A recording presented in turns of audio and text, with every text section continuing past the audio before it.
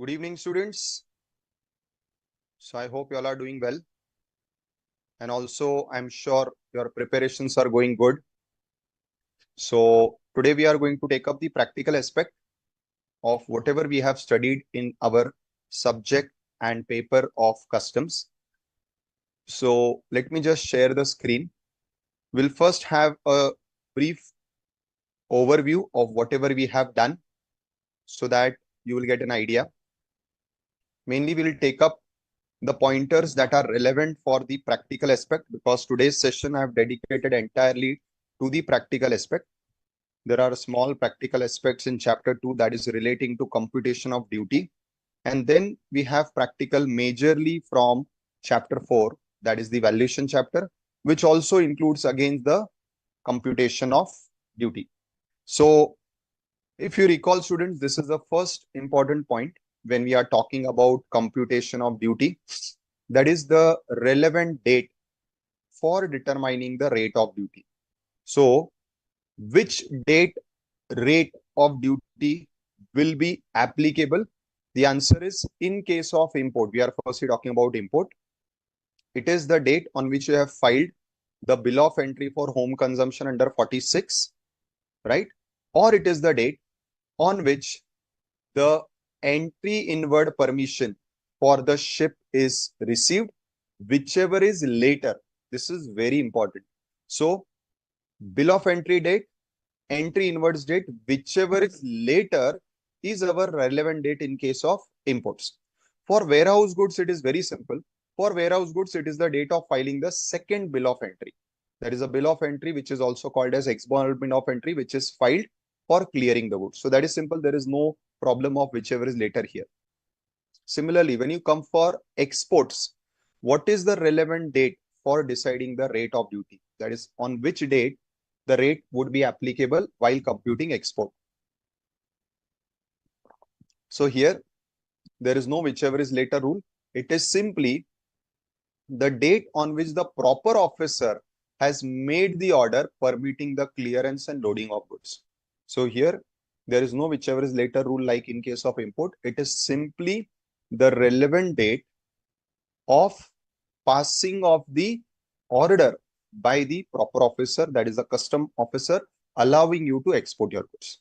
Firstly, I hope this point is clear as far as the relevant date for deciding the rate of duty is concerned. Anybody having any questions or doubts with this?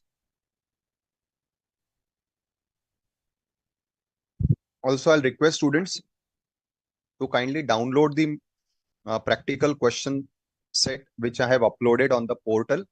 This will be for your quick reference. Kindly download it so that even though I'll be showing it on the screen, but I'll be swapping the screen between the sheet and also my writing pad. So it may slightly create a problem. So to avoid any such problem, I'll recommend that you better download that. So first point, please keep in mind, make a note, relevant date for rate of duty, right? That is as per section 15, as per section 16. Now, there is one more relevant date, which is given in the valuation section, that is section 14. This relevant date, we studied this, but now I'm being very specific. We studied the whole valuation. Right now, I'm not going to the whole valuation. We'll go step by step. So first, I'm coming to the point of computation of tax only. Then when we'll go to valuation, I'll take you to the revision of valuation also. Now, when we have to compute tax, one is the rate of duty. The other is the exchange rate.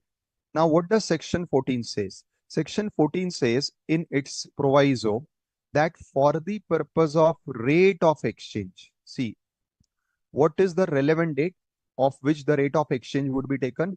It would be the date of bill of entry under 46. So here there is only one date in case of import, that is the date of filing of bill of entry, correct? And for export also, it is the date of filing of shipping bill, that is also called as bill of export. So for the purpose of exchange rate, so don't mix. Earlier we studied in 15 and 16 the relevant date for deciding the rate of duty. So कौन से दिन का rate of duty लेना है, customs का duty कौन से दिन का लेना है rate, that was 15 and 16. But now we are discussing rate of exchange for converting the foreign currency to Indian currency. What is the relevant date? किस दिन का rate of exchange लेना है? So there is only one date.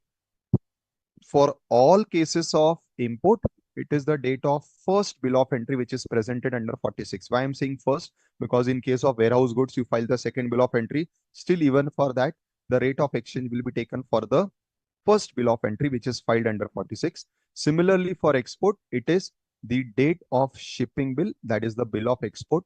So this is the relevant date when it comes to rate of exchange. Fine.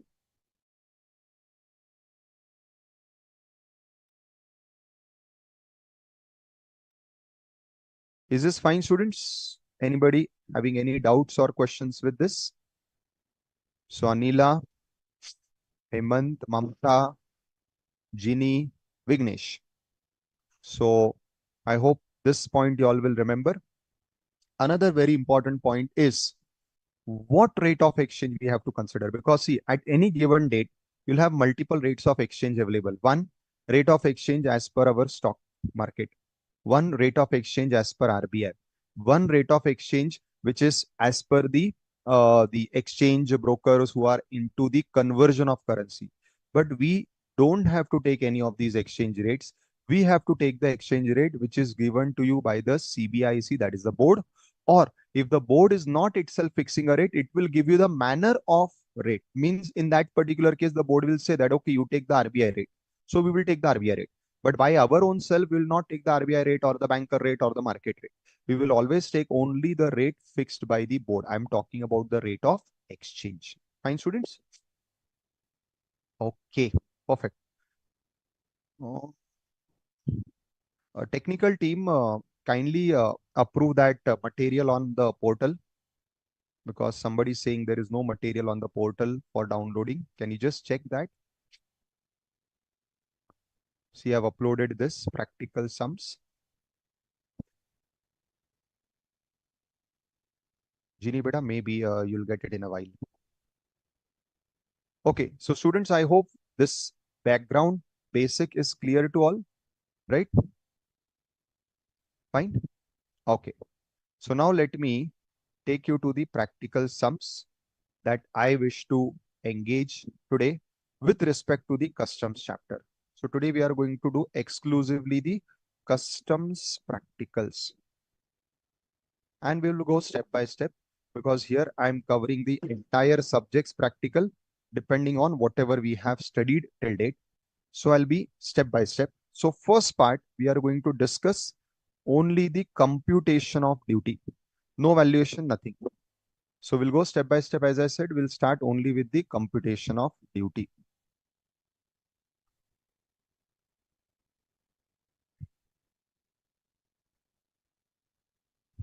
There's some problem with my OneNote. 1 second.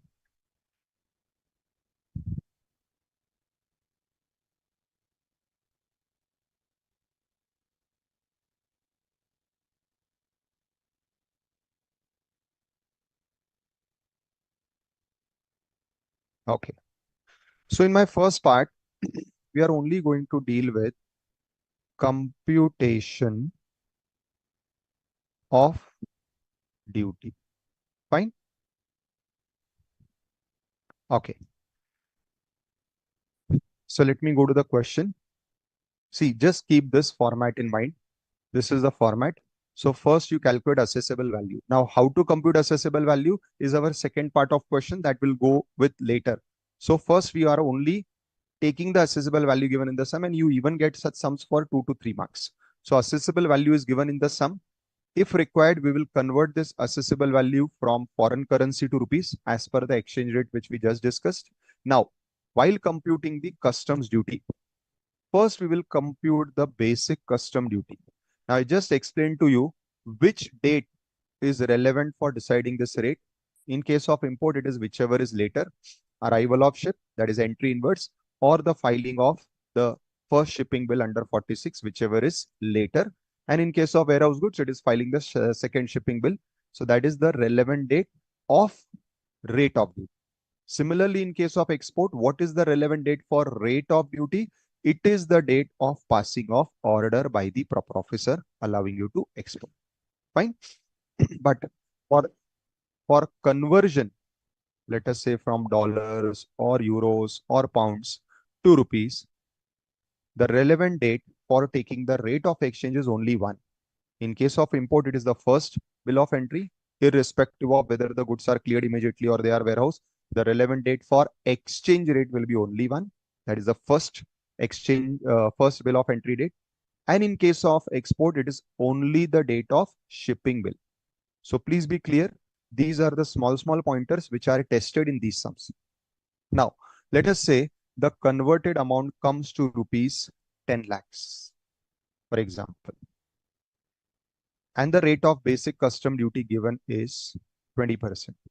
So we take this as 20% of 10 lakhs, which will come to 2 lakhs.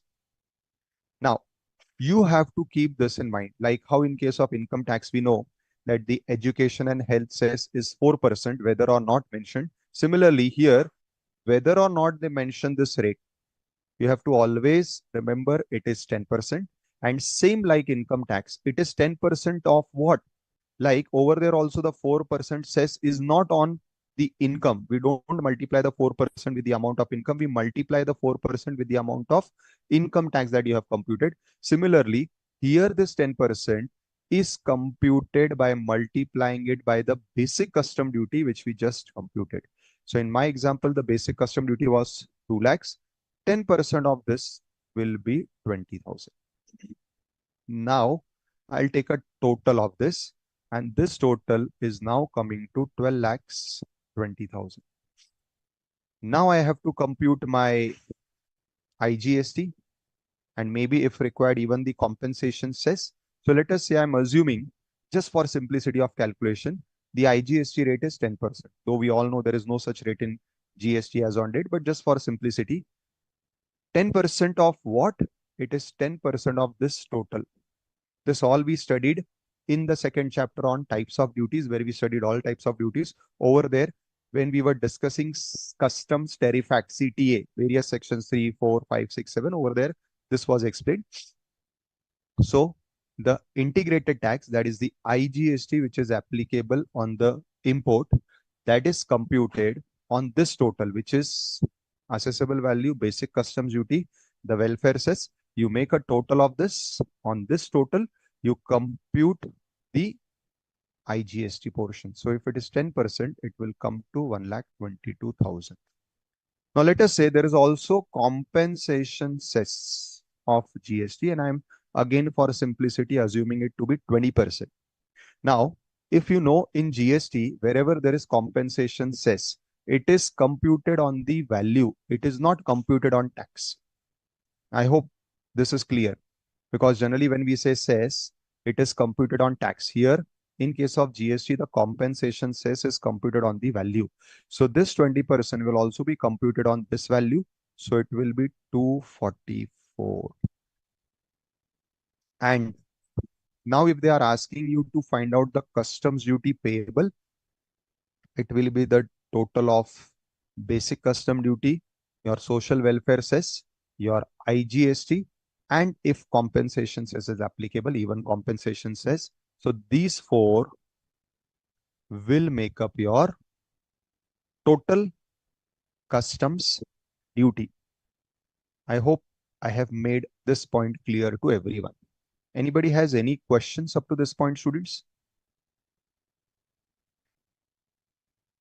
Yes, beta. Anybody, any doubts, any questions? Yes. Sir, IGST is different part, na, sir? Means beta, Mamta, different part means?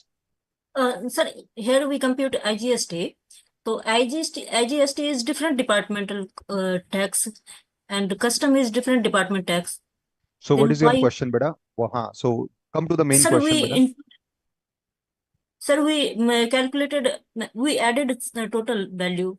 Why, sir? So come to the question. See, I want you to come to the question. What, why? What, why? You stopped at why. What is that why you are asking? That is the Sorry, main point. custom duty payable. हाँ नहीं, आप अपनी language में पूछ सकते हो बेटा, not a problem. ममता, अपना Sir, सही सवाल पूछो, आपका मेन क्वेश्चन क्या वो पूछो। सर कस्टम ड्यूटी पेबल में ये टोटल कस्ट आईजीएसटी क्यों लिया आपने? Correct, this ji is your question. Ji ji So please understand, this is a very important question, students. Ki why this GST or IGST is added when we are finding out our total customs duty? Because Mamta is right, ki this is a different law. It is the GST law and the basic custom duty and all these other not compensations, social welfare cess, and all types of protective duties, anti-dumping duties. They are all part of customs law. Now, if you are being asked to pay or find out the customs duty, Mamta has a very valid question. Why do we add IGST? So please, everybody pay attention. This is a very interesting question. Ki why IGST is included or termed as customs duty? This is what is Mamta's question. I'll try to answer. So for this, you have to recall IGST Act. And in IGST, you have to go to section 5. Chalo, I'll do one thing. I'll open from my records the IGST so that I can explain this particular point. Now, you all are final students, so I'm sure it will be easy for me to explain this concept to you all.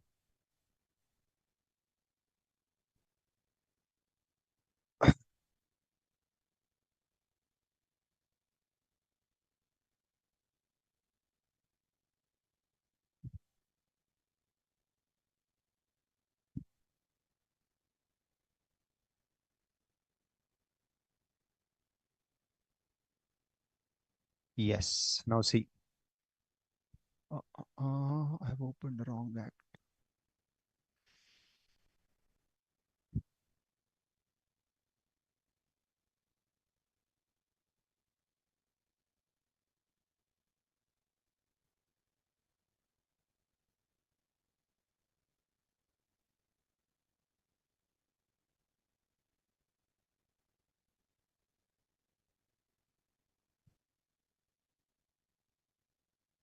Yes.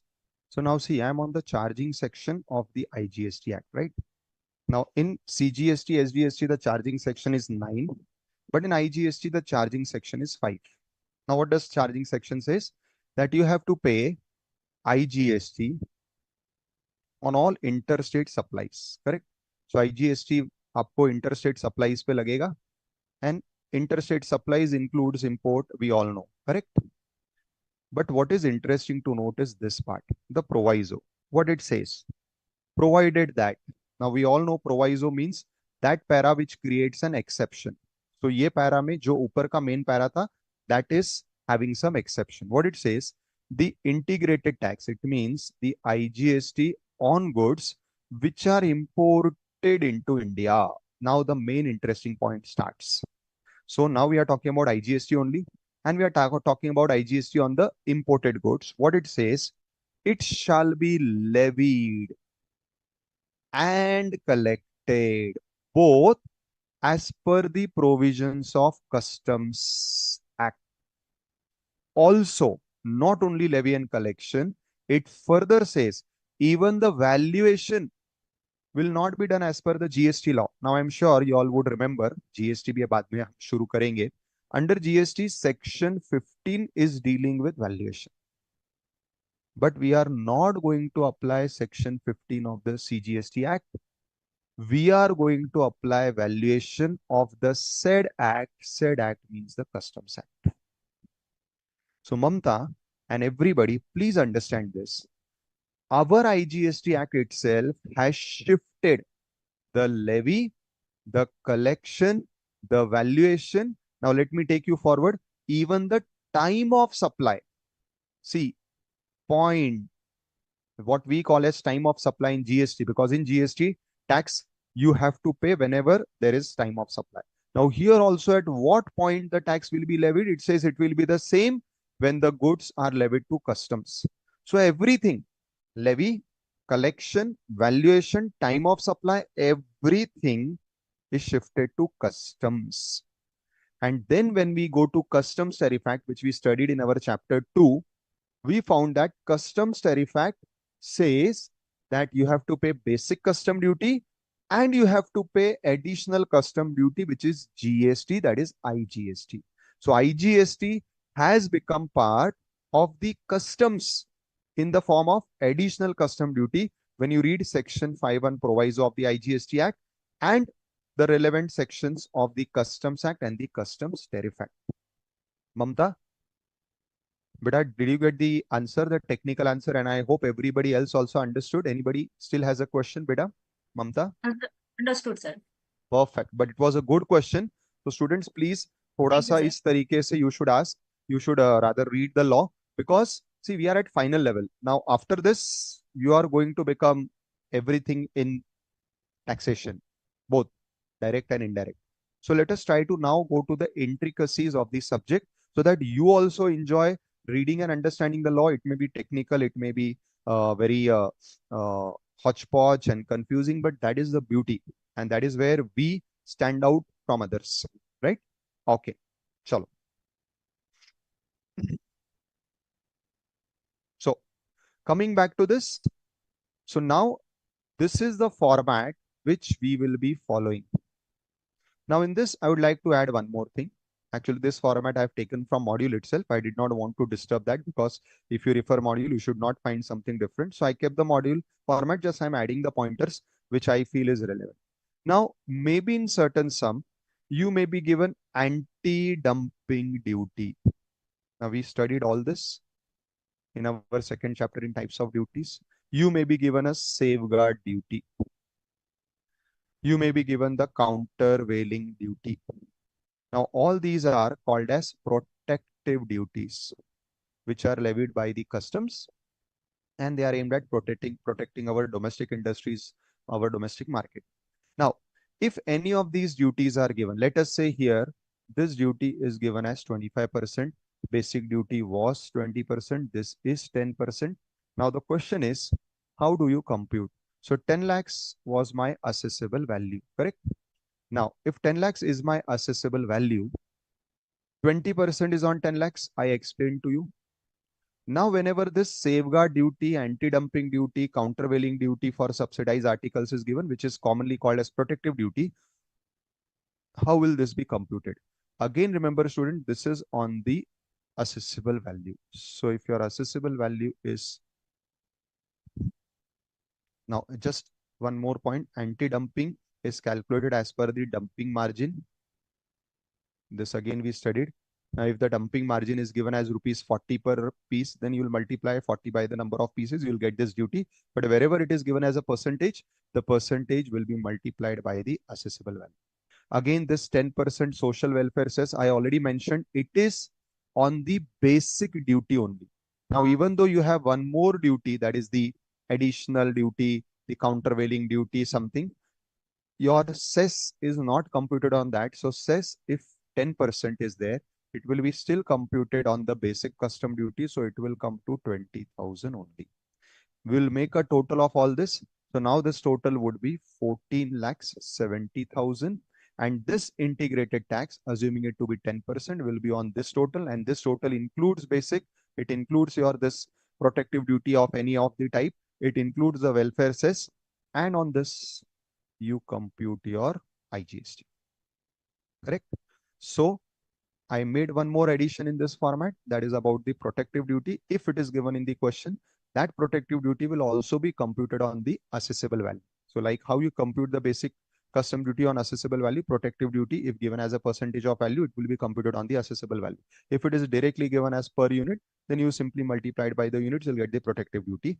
And most important, the welfare cess would still continue to be computed only on the basic custom duty. You will not compute it on this protective duty. And then adding all these customs duties, you get this total. On this total, you will compute your IGST. And if compensation cess is given, that is also computed on this total. Fine, students? So this is the complete point about this. Now, Vignesh has a question. Sir, is IGST on such good required as ICT? Yes, yes, yes. 100% beta. If you read the GST law, the GST law makes it very clear that even though now this is a good follow-up question. I just answered the previous question of Mamta saying that this is part of customs law now, so it is part of customs duty. So Vignesh has a follow-up question. If this is part of customs duty, are you still eligible for IGST? Answer is yes, because when you go to our section 16 and the relevant rules which deals with the ITC part, please go and read the rules today, beta. You will find that they have given a list of duties of which they are allowing credit. In that, they have said duties of CGST, SGST, IGST, and they have separately given the customs portion, that is the IGST paid on imported goods. Now, this is also interesting to note. Had it been part of your original GST duty, GST tax, they need not have given it separately. Why they have given it separately? Because they wanted to make it clear that even though it is part of customs, but we want to allow you credit. So Vignesh beta, if you read section 16 and the relevant rules or the 37 and all rules, you will find a list of duties given of which credit is allowed. And in that, they have specifically, separately given the IGST paid on import. So they are also recognizing this fact that it is considered as part of customs, but we want to allow that duty. So it is separately listed in the list of duties which are eligible for ITC. Fine with all? Good. Today I'm enjoying. We are having very good discussion today. Chalo. So now let us take few practice sums. Now this, as I said, initial first part of the question, no need to do any type of valuation. Only we need to do the computation of duty. So what it says, determine the customs duties payable under the Customs Tariff Act, including safeguard duty. So there is a safeguard duty of 30% here with the following details available on hand. So as I said, if you get a question only on computation of duty, which will be a 2 or 3 marks question, they would start with the assessable value. And if they want you to compute the value also, then the sum will go to 6 to 8 marks. And you start with valuation first, and after valuation, you go to the duty. Fine. Now, what it says, assessable value of sodium nitrate imported from a developing country. Now, this is interesting. How it is interesting, we'll see. Between this period, both days inclusive, it makes no difference for us whether it is inclusive or not, is rupees 30 lakhs. So if I start with my computation, so computation of customs duty, I start with assessable value. Luckily, they have given it in rupees. Had they given it in some foreign currency, my first step would be converting it into Indian currency, but right now it is already there. Now, what they say, now you have imported this from developing country. Now, why this is important, students? Because again, you have to go to chapter 2, where we study different types of duties. Now, whenever any type of protective duty is levied, and one of the protective duties is safeguard duty, the other is that anti-dumping duty, the other one is that countervailing duty on subsidized articles. All these protective duties will be levied with an exception that if you are importing from developing country, there is some exception whereby you do not impose these protective duties when the import is from developing countries. By chance, anybody remembers this? What is the rule? That if you are importing from developing countries, when or to what extent you will include or not, means you will levy or not this customs duty? Anybody can tell me? Anybody recalls anything relating to this we discussed? It is actually too much expecting because I'm sure you all have not learned it yet. But just maybe by chance, if anybody can recall, the answer is over there. The exception is if your import from one single developing countries up to 3%, you will not levy this duty. And if you are importing from more than one developing countries, then your total import from all developing countries combined should not exceed 9. So if import from one developing country is up to 3%, 3% of your total import. Let us say this sodium nitrate is imported in X quantity, and the quantity that you are importing from this particular country is below 3% of this X quantity, you will not levy any type of protective duty, be it safeguard, be it anti-dumping, be it the other one, right?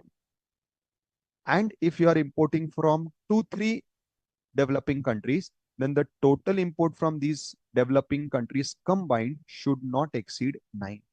If this happens, it is below 3, below 9, I will not levy the safeguard duty or the anti-dumping duty, as the case may be. However, here they have specifically mentioned that the share of imports from this particular country is 4%. So the share of import from the developing country, that this particular developing country, out of my total imports is 4%. So it is exceeding this 3%. It means I will be levying this safeguard duty. Had this percentage been given up to 3 or below 3, we would have not included or computed this duty by giving a note. Most important thing, let us say this is not given in the sum. Then what? There is a possibility they don't give this. Then you will have an answer based on assumption. That is why you will find that in many of these questions and many questions at your final level, they always say make suitable assumptions. Why? Because there are these small points which can differ the answer. So had this percentage not been given, you should first mention the assumption that it is below 3% or above 3%, and accordingly you will compute. Now, in such a case, advises you should assume it is above 3% so that you can also show the computation. So I will have basic custom duty. Anyways, this is going to be there. Now I will also have my safeguard duty. Correct? Then I will have my social welfare surcharge. Then I will get a total. And on this total, I will have IGST. And if compensation cess is there, we will also have compensation cess. However, they have specifically said ignore compensation cess, ignore agriculture infra cess. Again, agriculture infra cess is again another cess like your social welfare surcharge, but it is applicable only on very limited goods. Hence, generally in most of the sums it is not given. If it is given, it will be computed same like your social welfare cess. Fine, students. Now, rates are given. Basic is 10%. Safeguard is 30%. Social welfare is 10%, and it is 10% of basic. Huh? Please be clear. So it is 10% of PCD. And both these are 10% and 30% of assessable value. So 10% comes to 3 lakhs. This will come to 9 lakh. 10% of 3 lakhs will come to 30,000. So it will be 42 lakhs 30,000 the total. Then I go to IGST, which is 12%. So 12% of 42 lakhs 30,000 into 12%. So it comes to 5 lakh 7,600. Yes, I am also getting the same figure on my calci. 5 lakh 7,600. Compensation cess is not given. So this is my total import value. That is the price at which I got the goods with all duties and taxes combined. So this is again for your accounting and all purposes. And total customs duty will be 1, 2, 3, and 4 total, right? So 5 lakhs plus 1230.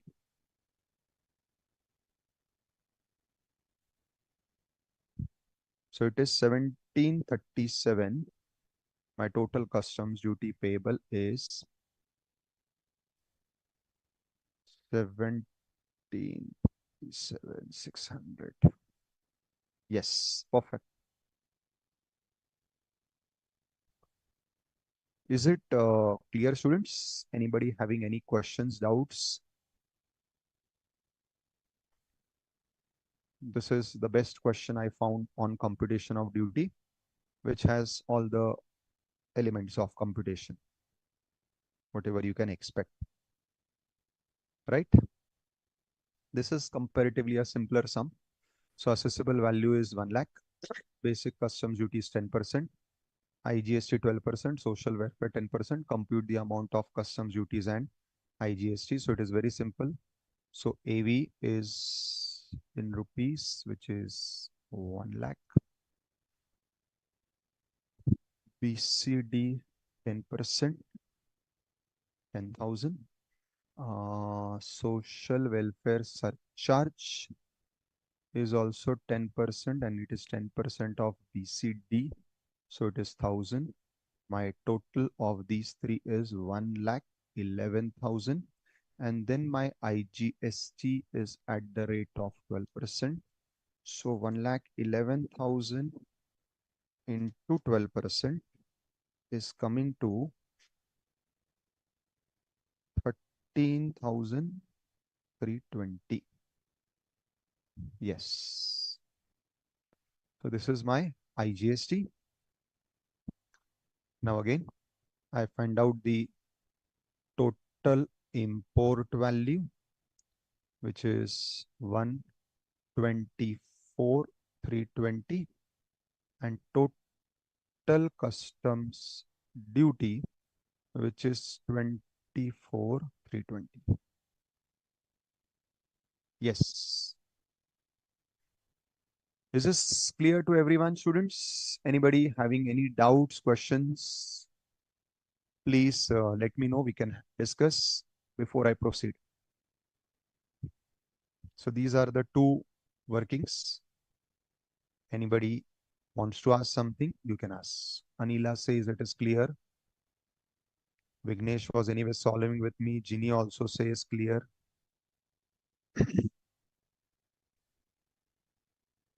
Okay, let us proceed then. Right? So we proceed.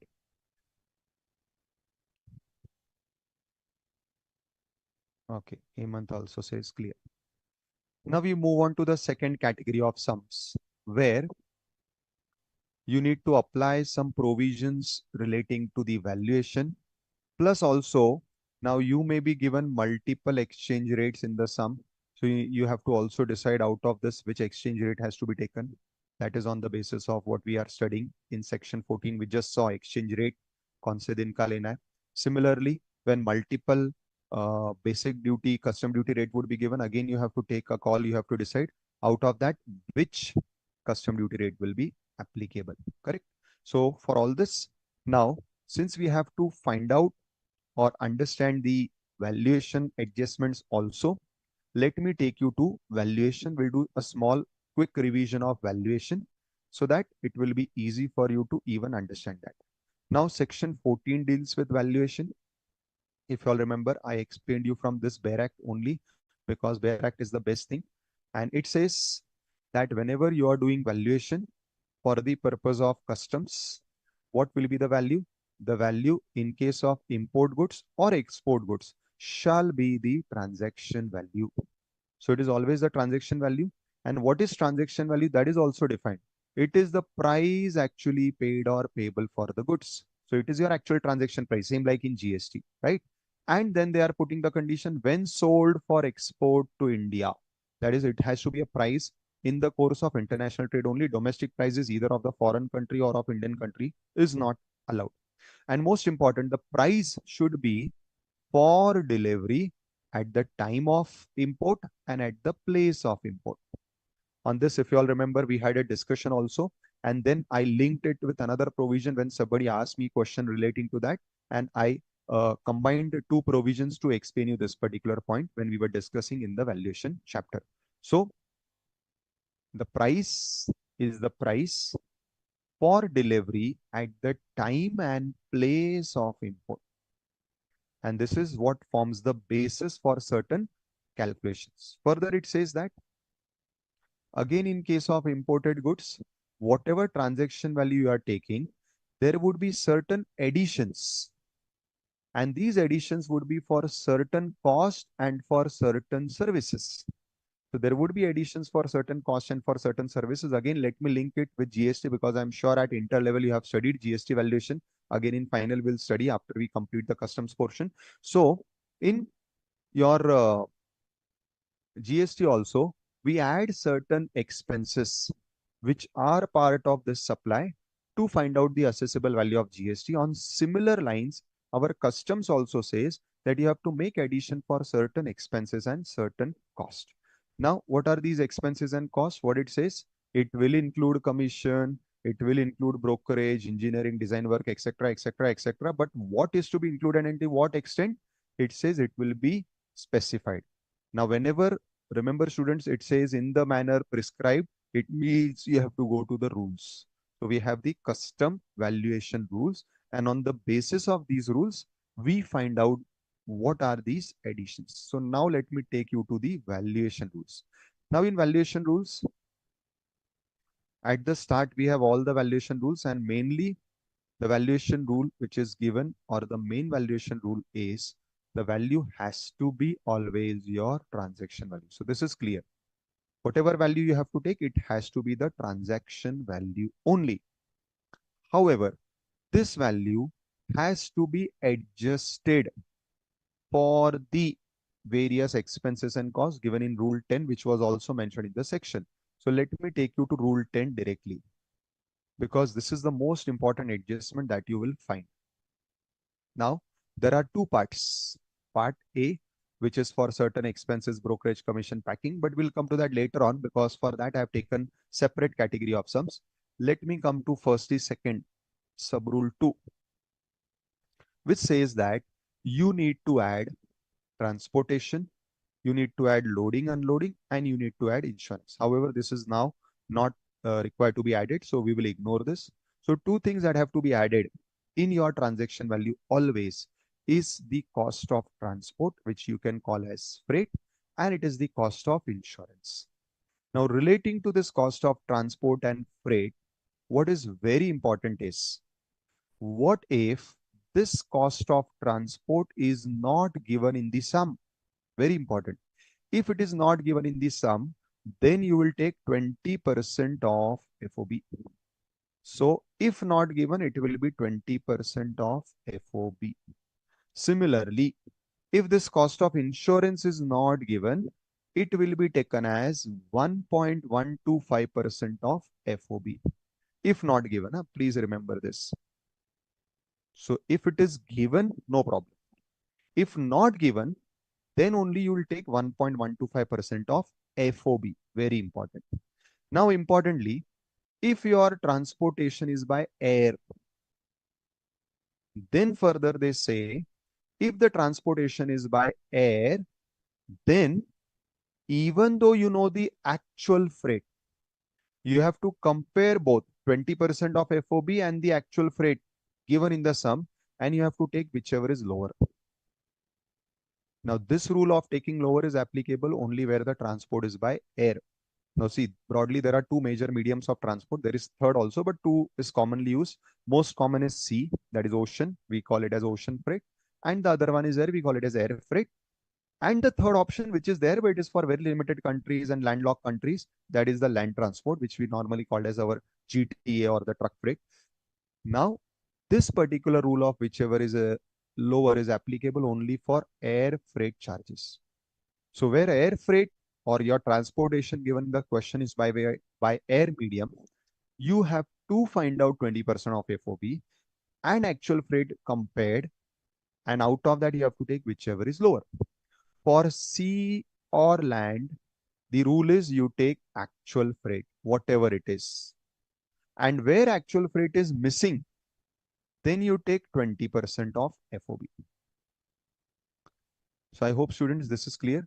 This one which I just explained, air freight, whichever is lower, so it is given here, provided further that where goods are imported by air, where cost referred to in clause A. Clause A was what? Clause A was transport, that is freight. So they are talking about freight, air freight is ascertainable. So you know the freight. So even where it is ascertainable, such costs cannot exceed 20% of FOB. So for air freight, even where actual freight is known, you compare it with 20% and whichever is lower is your answer. So I hope students, this is clear to you all. Any questions on this? Because now I'll take sums only with adjustments of freight and insurance first. We'll not go to the total valuation at one go. So we'll go step by step. So we first understood computing only duty. Now I'm taking you to valuation with only one adjustment, that is freight and insurance. After this is done, yes, Hemant, we'll come to that. What if CIF is given? Hemant has a good question. Sir, what if CIF is given? I'll tell you what to do. We'll come to that, Hemant. Our, I think, very recent, frequent first, second sum itself is on that, right?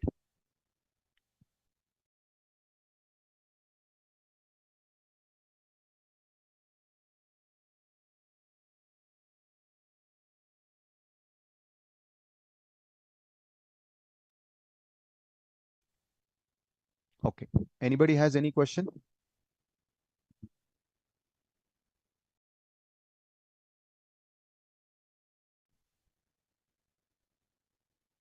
Should I proceed then with the sums? Chalo.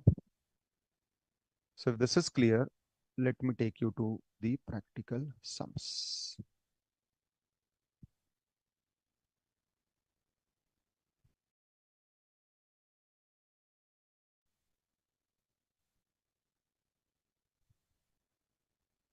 Now, what is my first sum? So material was imported by air, correct? So as Hemant was keen, I have taken in my first sum itself air, and in air also I have taken CIF. So Hemant would be happy. So material is imported by air. CIF value is given, which is क्या हो गया इसलिए बोला था उठा लेते हाँ, हुआ नहीं ना वो उसमें मत लगा बेटा फर्स्ट फर्स्ट उधर उधर वो नहीं बेटा उसमें इन्वर्टर नहीं है इसमें लगा ये फर्स्ट वाले में हाँ वो इन्वर्टर बैकअप वाला है yes sorry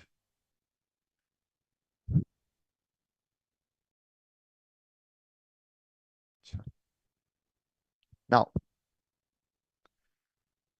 the CIF value given 5,000 US dollars, freight given 1,500 US dollars, insurance given. Correct? Now they say banker realized payment from importer at exchange rate of 71 per dollar. So shouldn't this marking actually it is my dollar sign, but somehow it has not got converted when I did PDF. So this is whenever you get this, this is rupee sign. Sorry, not dollar, it is the rupee symbol, somehow not converted in PDF. So the bank is exchanging this per dollar at the rate of rupee 71. And most important, the CBIC board has notified the rate as rupees 70 per dollar. Now I'm sure you all know what is the answer. As per section 14 proviso, whenever exchange rate has to be decided, it is to be always the rate fixed by the board. So this rate is no, this is our relevant rate. Fine. Now, in this particular question, I am given CIF, which is in dollars, which was 5,000. Correct? Now, actually, I could have proceeded from here because CIF means what? FOB plus freight plus insurance. So, in fact, this is what we want. We always have to add freight and insurance as per Rule 10, bracket 2 of valuation rules. However, since it is air freight, there is a limitation of 20% which I need to check. And to check that 20%, I need to find out FOB as rightly pointed out by Hemant. So I need to first find out FOB. How will I find out FOB? I will deduct the freight and the insurance given in the sum. So CIF minus freight insurance will give me FOB. So what is the freight given? 1,500. What is the insurance given? 500.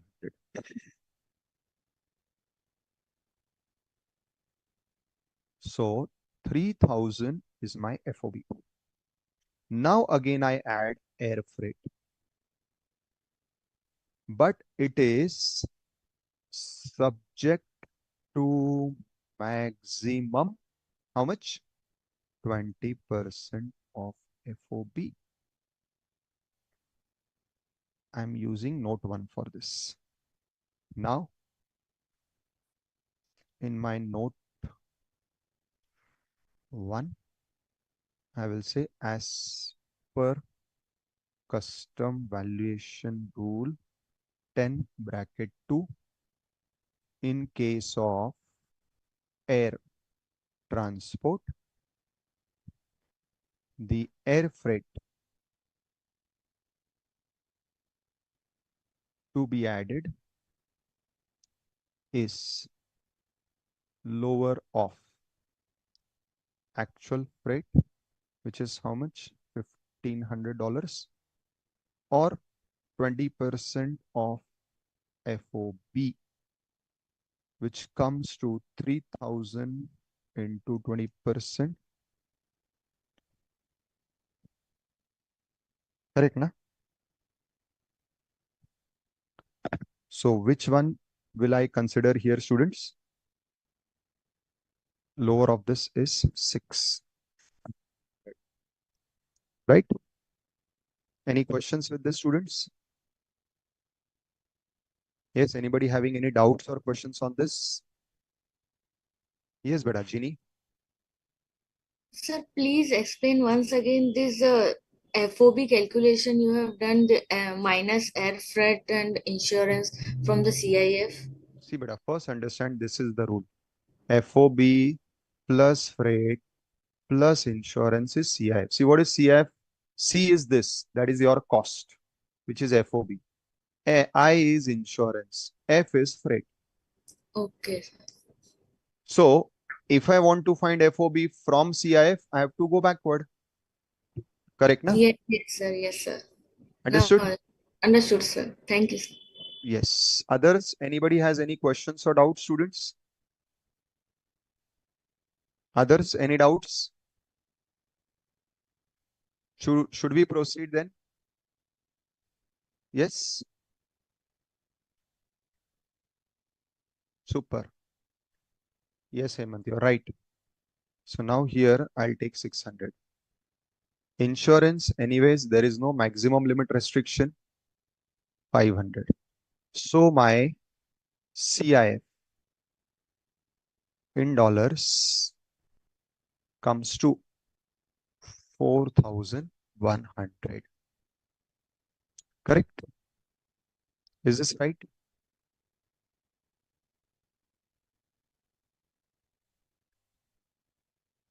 Now, I convert this CIF, which is also my assessable value now, into rupees.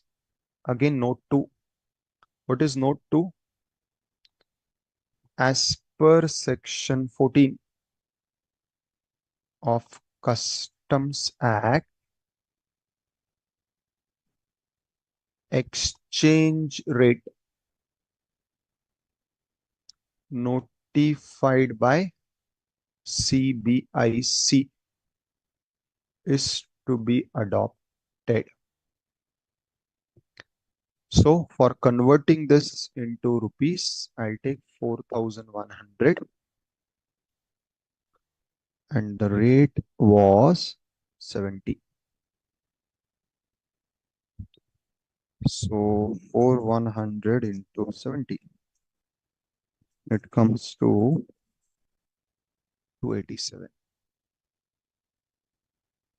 So I've converted the dollar into rupee. And this is my assessable value, right? Now, we have already studied how to compute duty. The same format continues below this. BCD, if any safeguard or some duty is given, that will come. All your social welfare surcharge will come. You will have total. On this total, the IGST, and if compensation cess is there, that will come. So find the value of material for living duty. So there is no duty computation. It is only the valuation computation. Is this fine? Chalo. Let us go to the next sum. Again, this sum is not fully on valuation. It is again on computation of duty by including whatever provisions we have discussed, studied and revised till now. So compute the total duty IGST under the customs law on imported equipment based on the following information. Assessable value given is dollar this much. Now please read the wordings, whether it is CIF, whether it is FOB. So when they say assessable value, it means it is already FOB plus freight plus insurance. So I need not do those workings, that is ready. Now what new thing you find in this sum? They have given you date of bill of entry, which is 25th April, on which date the custom duty rate was 10% and the exchange rate was rupees 65 per dollar and the rate as per CBIC. Another date given is date of entry inwards, which is 21st of April, on which date the basic custom duty rate is 20%. Rate given by CBIC for exchanges rupees 70 per dollar. IGST is given, welfare cess rate is given, and make suitable assumptions wherever required, show relevant workings, round off to nearest 1 rupee, ignore cess. Fine.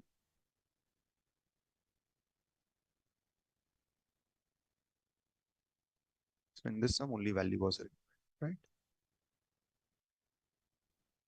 Now, already accessible value is given. So I need not take efforts on value. Only the thing is that it is in dollars. I need to convert it into rupees. The value given is 10,100. Now, I need to convert this accessible value, that is AV, into rupees. Note 1.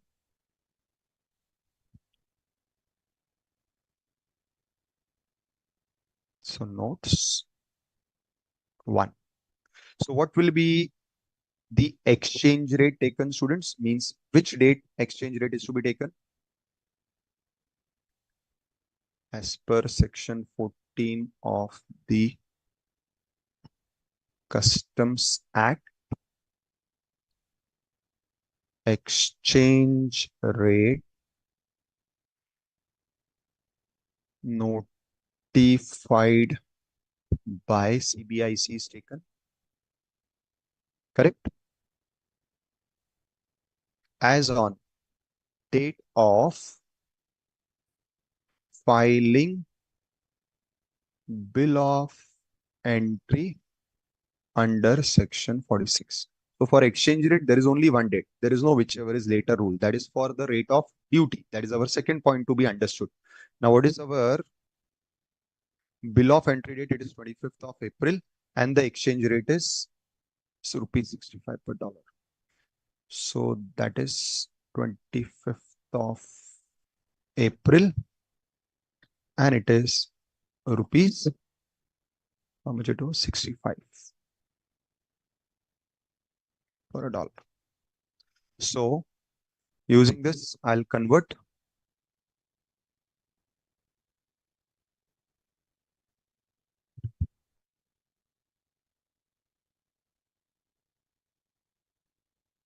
6,56,500.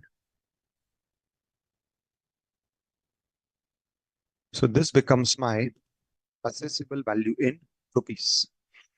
Now basic customs duty, safeguard duty if given in the sum. If not, social welfare surcharge. Total of all this, IGST. Compensation cess if given, which is not given. But again for BCD, I have note number 2. Why? Because two dates are given. Now as per section 15, again of the Customs Act, rate of duty to be applied shall be later off. So it is whichever is later. So later off, date of entry inwards granted to the ship or the aircraft and the date of bill of entry under section 46. Now this date I know is 25th April. What is the date of entry inwards? It is 21st of April. It is 21st of April. Now we have to take whichever is later. So we will be taking this. And what is the exchange rate? Not exchange rate, sorry, rate of duty. It is 10%. So the rate of duty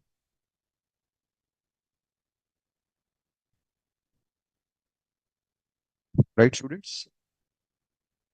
So 66,500 to 10%. It is 65,650. This is 65,650 into 10%. So it is 6,565 total.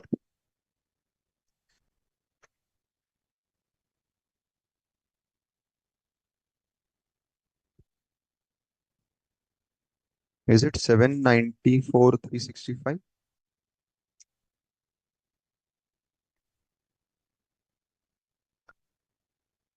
Is it right? 794 I'm getting, but I am not, I don't think it is correct. Should be 720. How much? 728,715. Okay, 728.75. Okay. What is the IGST rate given? 12%.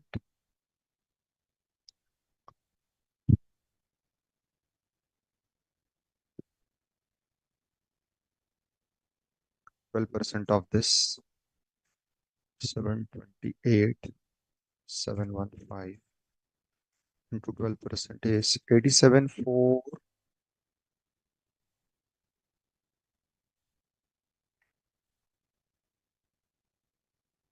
87,445. So we can round it off. They have already mentioned it has to be rounded off to nearest rupees. So 87,446. This will be your total import value. And you can also find out the total customs duty payable.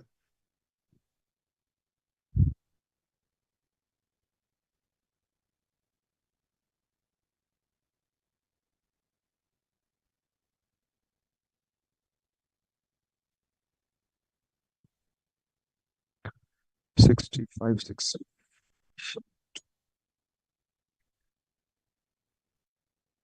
plus 87,446 and 661.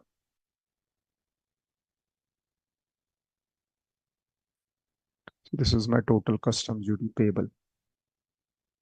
80,166.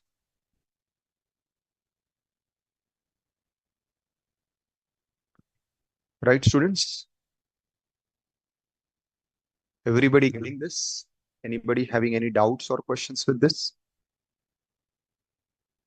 Yes? Anybody wants any clarification, understanding? Should we proceed then?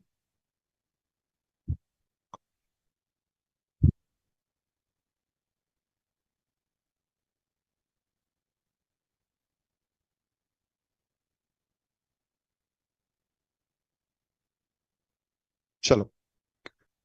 I allow you all 5 minutes. I'm giving you all 5 minutes. Make your own workings.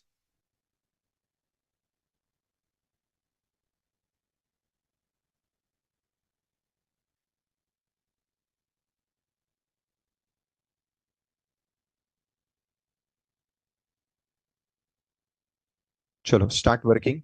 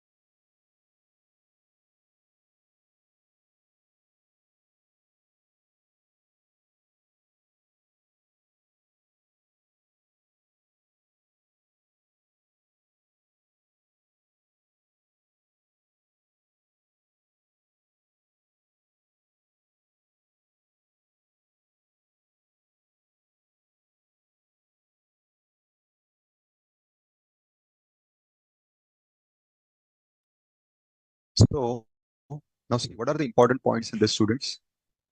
Again, we need to select the correct date for taking all these figures. So date of presentation of bill of entry is 20th of June. Arrival of the aircraft is 30th of June. Now this is going to be interesting. First, if I talk about the rate of duty for which section 15 applies, it says whichever is later. So here my rate of duty is this. But when I go to the rate of exchange, it says we don't have to do anything with whichever is later rule. We will only take the exchange rate on the date of bill of entry, and that also given by the CBIC. So it will be this. So see, basically this sum is more about selecting the right values. Now the calculations, as you all have seen, are formatted. So that is the best part of this chapter. The calculations are all formatted. Only we need to take the right figures. Again, interesting is this is air transport. Now, if it is air transport, again, we have to do the same adjustment. Now, interestingly, again, for Hemant, they have given the CIF value. So we will go back. We will find out the FOB. I'm just doing calculations here so that we don't have to shift the screens, which may slightly create some challenges while understanding. So simply, I'll find out FOB like this, Genie. FOB will be CIF minus insurance minus freight. So it will come to 1400.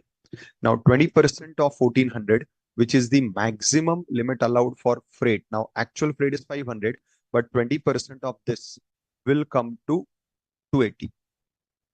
So again, as per the rule, out of this, whichever is lower, I will take the freight like this, right? So just here itself, I'll make the working so that it is easy for everyone to understand. So from CIF, I reduced insurance freight to get FOB, which I got 1400. This all is in dollars. To this, now I add freight by whichever is lower rule. So it is coming to now 280. I add the actual insurance because for insurance, there is no challenge. So it is 100, right? I get my CIF again, but this is the assessable value CIF and this is still in dollars. So it is 16, it is 1780. Now I convert this assessable value from dollar to rupees, applying the rate of exchange of 70. So it comes to 1780 into 70, which is 124,600. So it is 124,600. Fine, students. Then we start computing tax. BCD, which rate was applicable? 10%. Social welfare surcharge anyways is 10%. We find total value. On this, I will compute IGST. Yes, IGST rate was given 12%. Okay. Fine.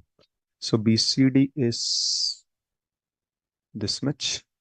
This is this much. So 4903. Okay, good.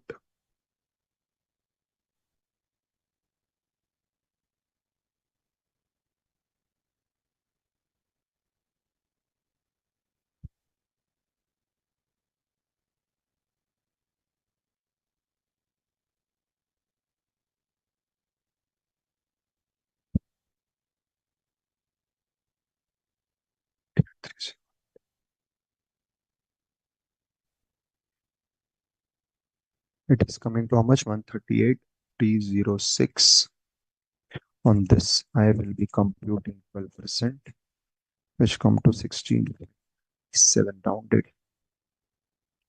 Correct me, students.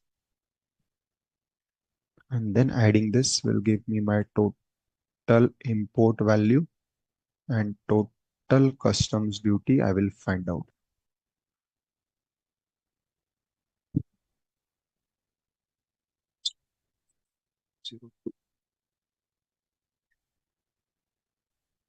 Correct. 124,600.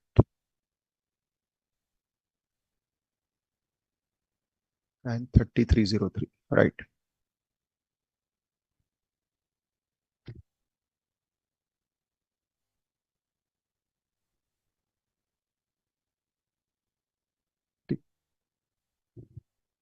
Yes.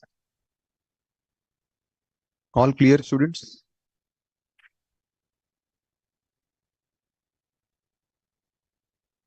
Any questions, any doubts with whatever we have done till now? Anybody having any challenges? Please let me know.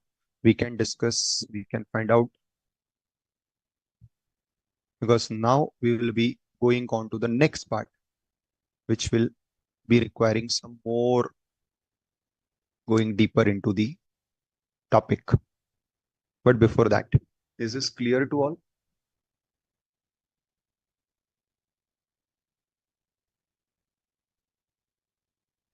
Yes, students? No doubts?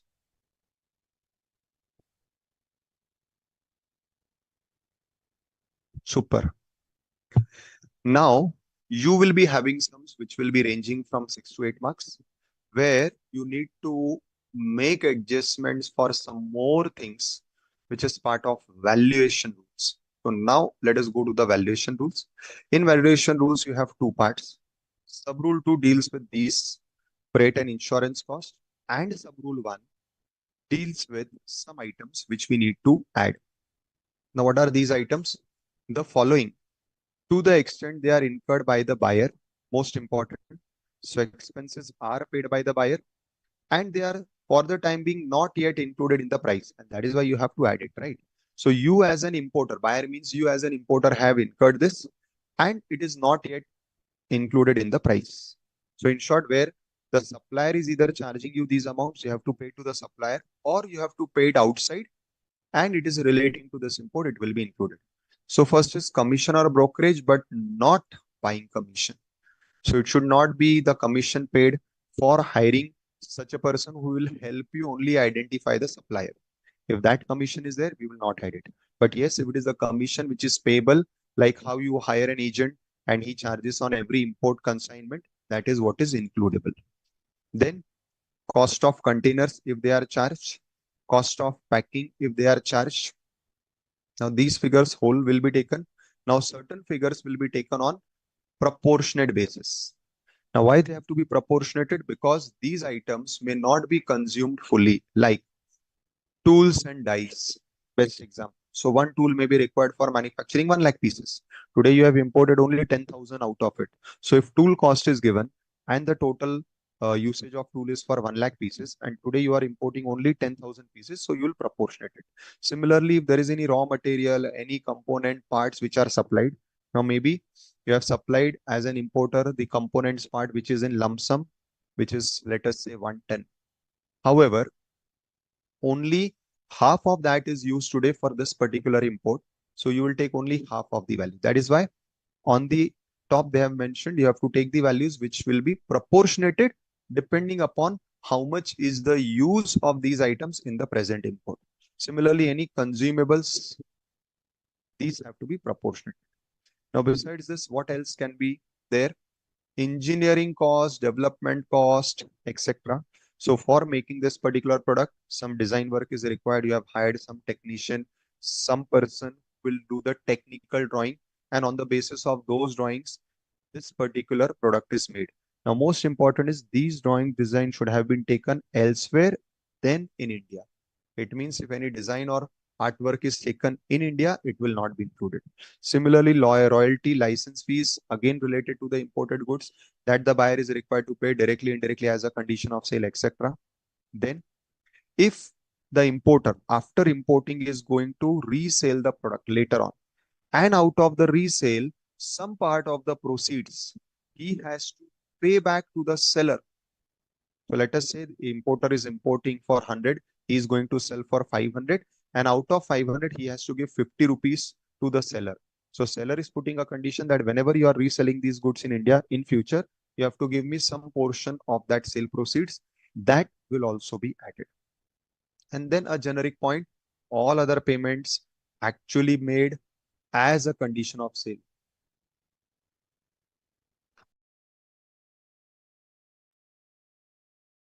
So this is the general point, that if any other payment is made, which is again the obligation of the seller, but which is paid by the buyer, that is the importer, all this will be includable.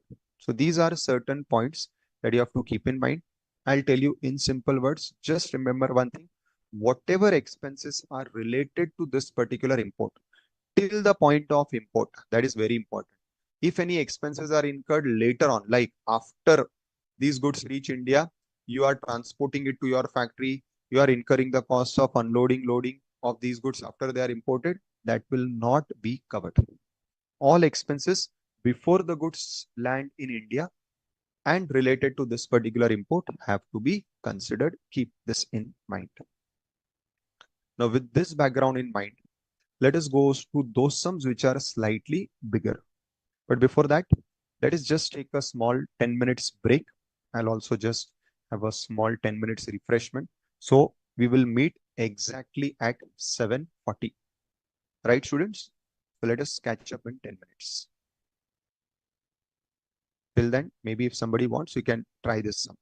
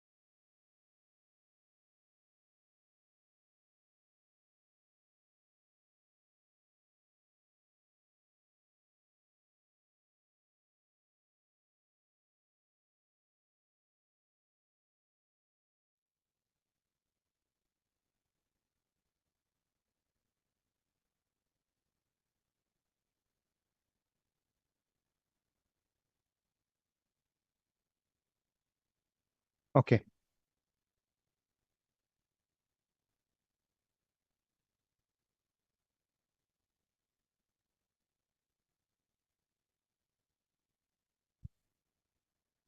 Now, what are the details? Cost of the machine at the factory of the exporter. So this is the X factory price, right? Now, transport charges from his factory to the port of shipment has to be included. Handling charges for loading the machine in the ship has to be included. Buying commission. Now, if you remember, the law specifically says that if the commission is a buying commission, we will not include it. So we will not include this.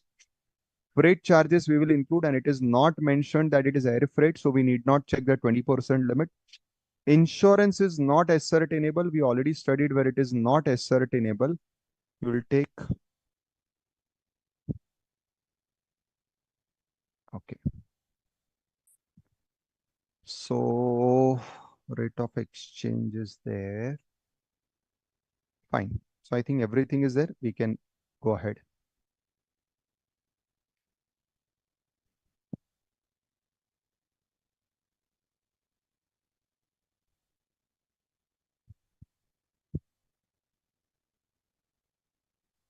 Assessable value. So we start with the X factory price. To this we add freight up to port. We add handling. Buying commission I'm writing, but we won't add. I'll put a note. Now I'll add freight. No, not freight. I want to first find out FOB. So let me check. Okay, all other expenses are done. So when I consider all these expenses, I reach FOB, to which I will add freight, to which I will add insurance. This will give me the CIF, which will also be assessable value for the time being, which will be in dollars. Again, I'll convert this CIF and my assessable value from dollar to rupees. So all these things are there. So 10,550.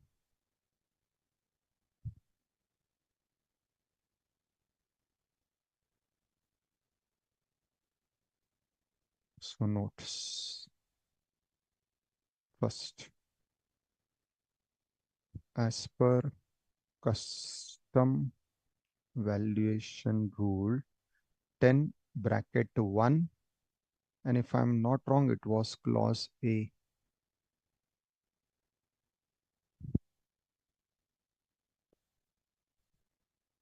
Clause A, subclause 1. Clause A, subclause 1. Commission and brokerage.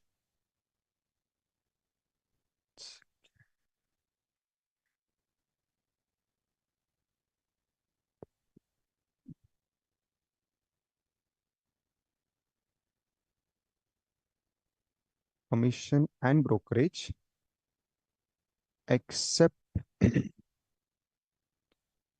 buying commission is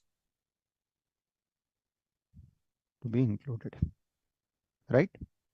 So since this is a buying commission, I'm not including it.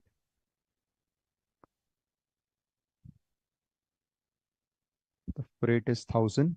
I did not check the limit because this is not air freight. And for this, again, I'll take note 2. As per custom valuation rule 10 bracket 2. And for freight, it is 1. And for insurance, it is 3. Where actual cost of insurance is not ascertainable, we shall consider 1.125% of FOB. Now my FOB comes to this much, and 1.125% of this much is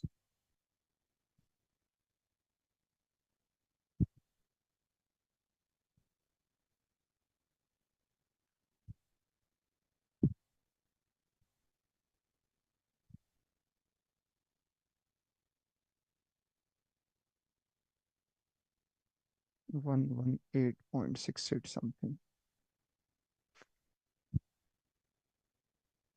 Correct?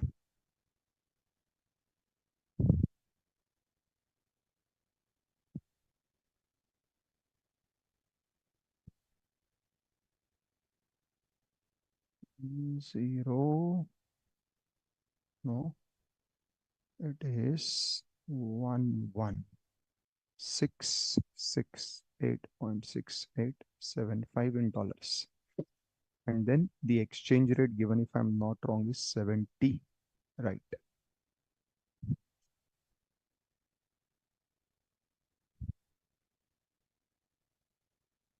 So 70. How much it comes to? 816808.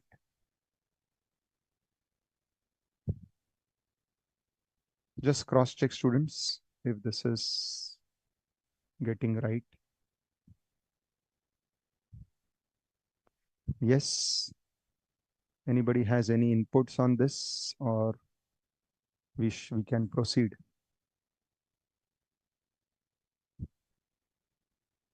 Students, anybody has any inputs?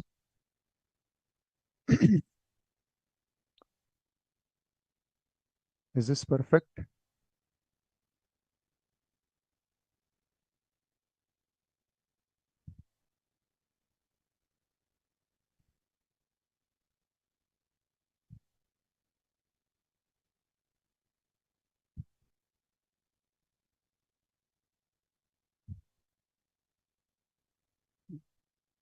Fine. Okay.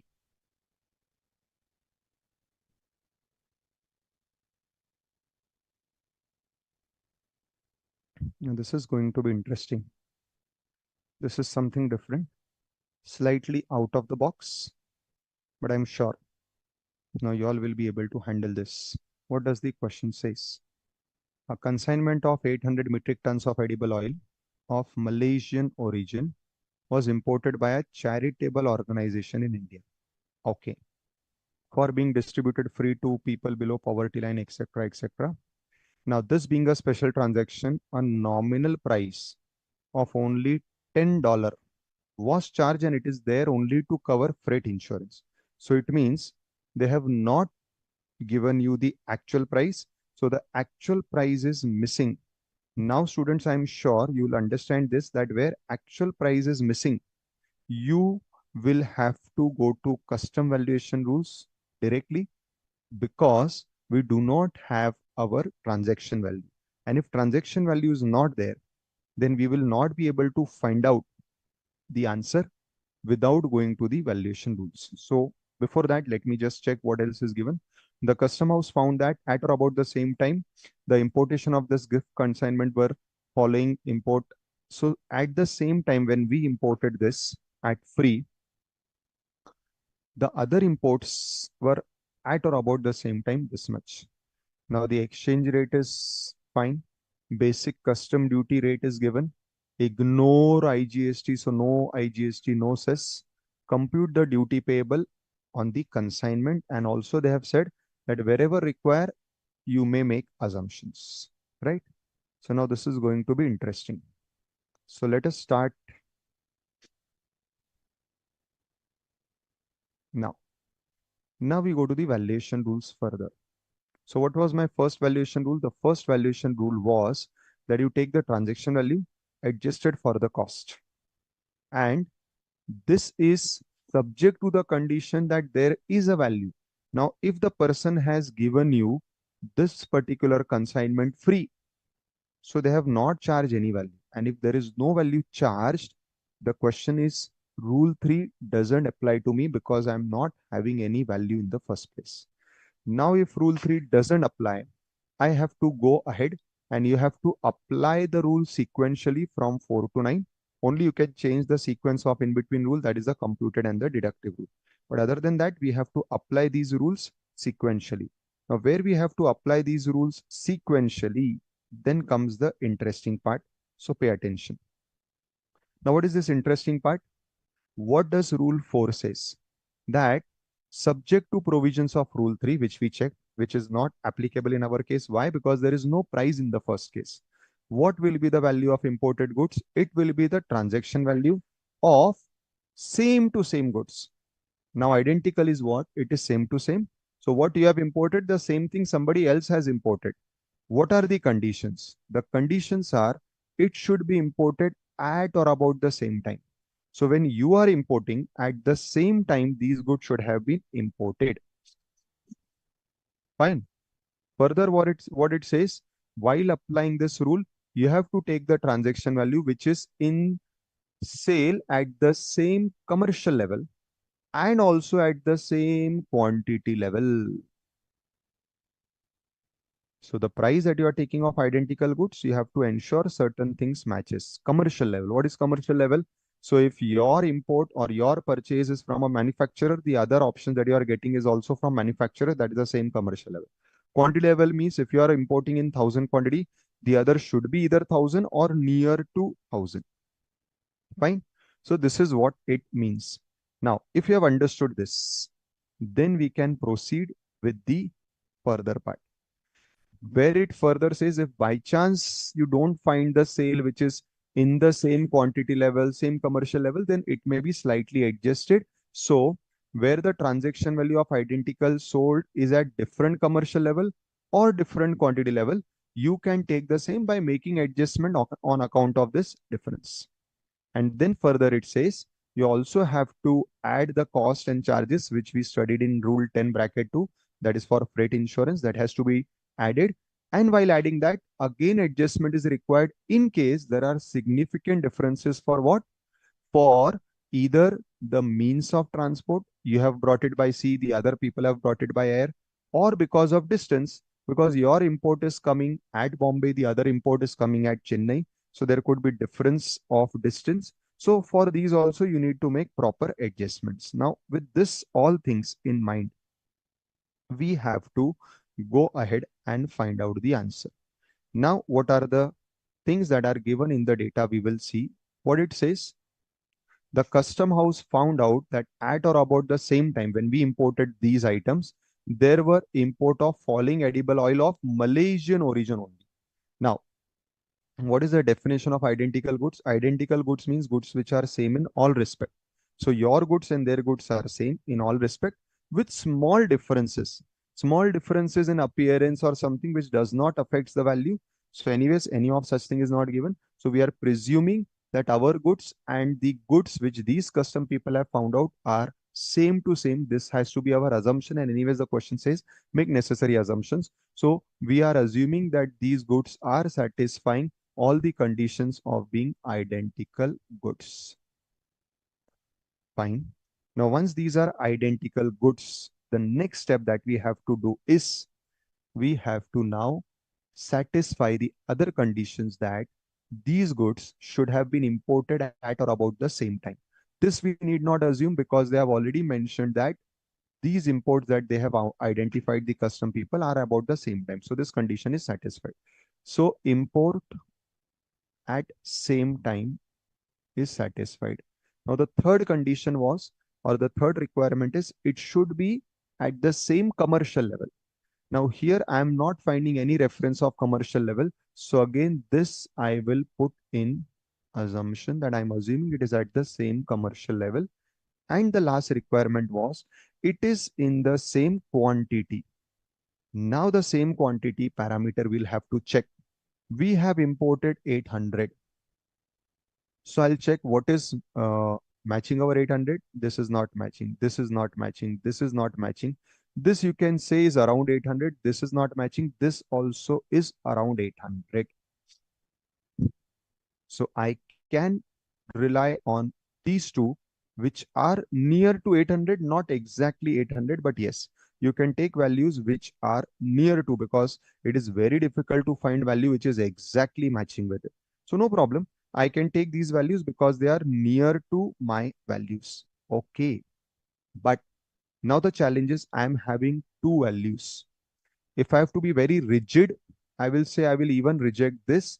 I will take this because this is the closest. But generally, this doesn't happen because you cannot say that 780 is very closest. So you'll take that value also, because 900 and 800 are also considered as nearest figures. Now, if these are also considered as nearest, now then the point will come is we will have to select between these two. Now, when you have more than two values, what you will do? Answer is here. If in applying this rule, more than one transaction value is identified, then you take lowest of the value. So I'll apply this rule and I will say both these I consider as nearest to my 800 quantity. So both are eligible. Out of this, I finally select this, which is nearest. So this is how the valuation is done. So here now I'm applying a valuation rule. Please understand this, right? And this answer, more than practical, would be more like a theory answer, but it is not a theory answer. It is a case study answer, right? So how I'll present my answer. So fifth part, how I'll answer. Since the import is free, well, I'm saying free because they have not charged for the goods, only $10 something, which they mentioned is for the freight and etc. Hence, there is no transaction value. Rule 3 fails. So, we proceed to rule 4, which is transaction value of identical goods. Now here they have already mentioned that these goods are imported from Malaysia. They are edible oil imported from Malaysia. And anyways, they have been identified by the customs. So I will say, as per the data given in the sum, we can safely presume that these goods are identical goods. Now see, if somebody says, sir, no, if I don't want to assume identical, no problem. Had this rule failed, we could have gone to the other rule, which is valuation as per similar goods. Now, definitely, if these goods are not identical, means they are not same to same goods. But if they are similar, like my edible oil and some other brand edible oil, they are always similar goods. So in that case also, my valuation would have been done exactly as what we discussed above, because here in rule 5, they say that subject to rule 3, you will take the transaction value of similar goods, fine. And while doing this, you will apply all the provisions that we studied in rule 4, mutatis mutandis. So anyways, what we discussed above in rule 4, it should be at same commercial level, at or about the same time, same quantity level, etc., will be same. So whether I apply rule 4 or rule 5, my answer will be same. But as per the data given, anyways, I have to even assume it is similar if I say that it is not identical. So let us assume something. So I'm assuming it is identical because the answer remains same, even if I assume similar. So we can safely assume that these goods are identical. Hence, rule 4 applies. Now, the imports are at or about same time as the imported goods in question. So this condition is anyway satisfied. that these identical goods are imported at or about the same time as our imported goods. So this is satisfied. Now, the next assumption is, since nothing is mentioned about commercial level, we presume the goods are at same commercial level. Goods means the imports. Now, what is the same commercial level? I explained that if I have imported from manufacturer, all the other options or all the other alternatives given are also imported from manufacturer. So they are at the same commercial level. This is again a presumption. Now, the last requirement is the import should be in same quantity levels.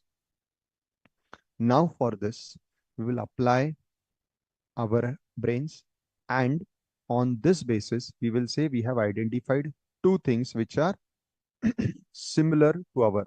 We are importing 800 metric tons. All these are in metric tons, and we will say that the fourth and the sixth consignment of these different imports are nearest to our quantity levels. So the fourth quantity of 900 metric tons and sixth quantity of 780 metric tons are nearest to our imports of 800 metric tons. So now we have identified two, the 900 metric tons option and the 780 metric tons option. But both are having different prices. So again, what we'll do, we'll apply the custom valuation rules, which says that if more than one price or value is found, you will take the lowest. So now I am applying this sub rule 3.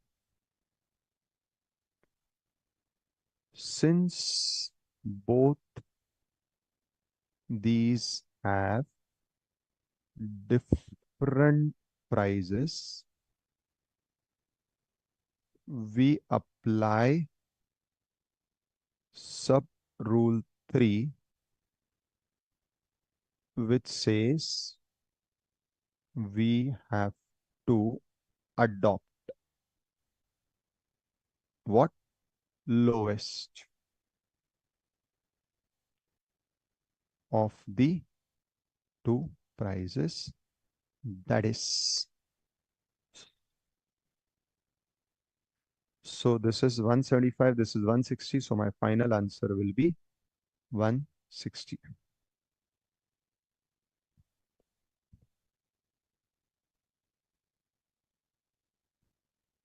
That is $160. Correct? So my assessable value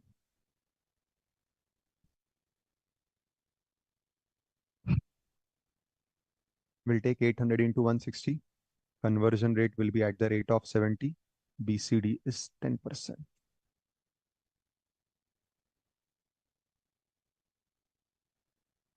Metric tons into 160.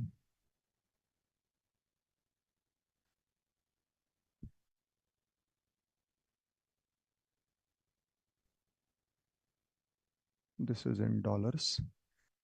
I convert this assessable value into rupees.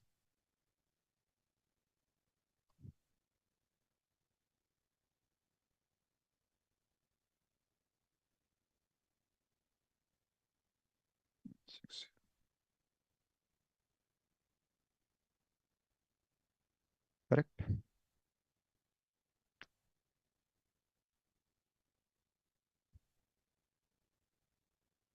BCD was how much? 10%.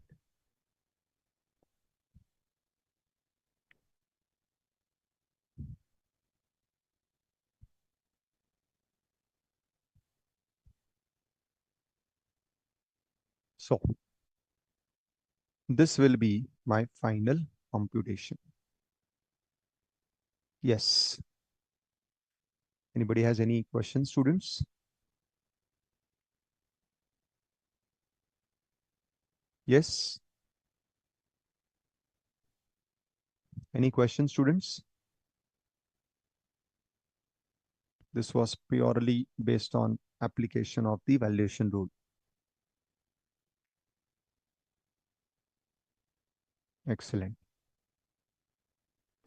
Sir, it is like we are writing answers in exam, very much enjoying. Yes, but I'm trying to make it very practical and how we have to attempt so that you get an example how to handle your exam questions also, right? Chalo. Let us proceed.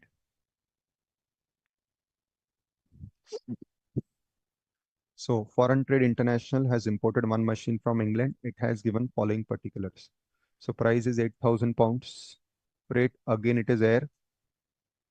Okay. Design commission payable 2% and rupees is Indian. So we have to keep this in mind.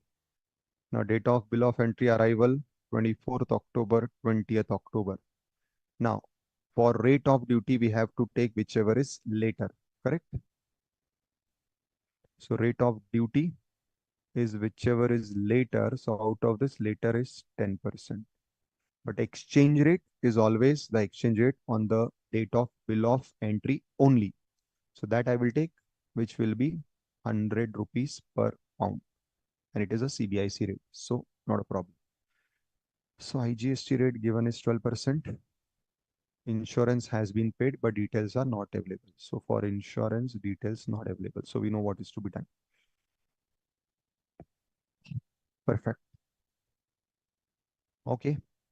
So we can now find out the answer.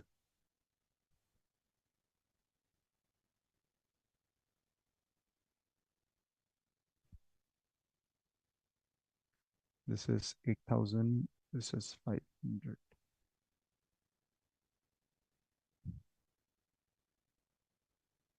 Computation of customs duty. So price of the machine. It is 8,000 and this is in pounds. Correct. Next, you have the designing charges. 500.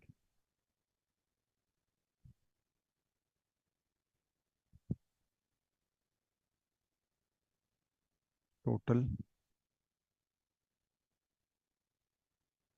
Correct. Now I have to convert this total from pounds to rupees. And for this, I apply this exchange rate, which is 100 rupees. So it becomes 8,5. So this I will add the commission. Now this commission is not given as buying commission, so it will be considered. It is how much? 2% of price of machine. Price of machine was 8,000 converted at the rate of 100. Correct? So 2% of 8 lakhs would be 16,000. Just please cross checking, students. Certain calculations I'm making oral and I'm confident on my calculations, but still I'm not going to my calculator for every workings. So I'll just request that you all just keep cross checking just to avoid any uh, cuttings and changes at the later point, right? Now this becomes my FOB. So it is 866 freight and insurance.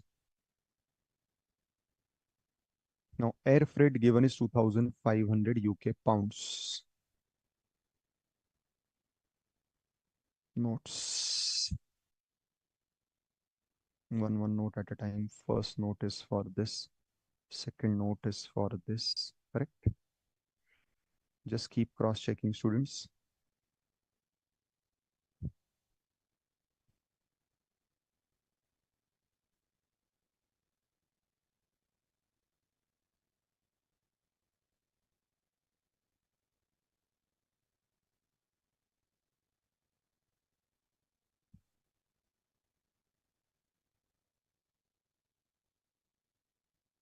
So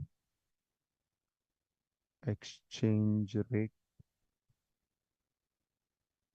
to be taken is the rate notified by CPIC as on the date of filing bill of entry under section 46. Second notice for air freight as per custom valuation rule 10 bracket 2 1. In case of air freight, the amount to be added is lower of actual freight 20% of FOB. Actual freight is 2,500 into 100, correct? So 2,500 into 100. 100 is the conversion rate because 2,500 is in pounds. So it is 2,50,000. 20% of FOB is 866.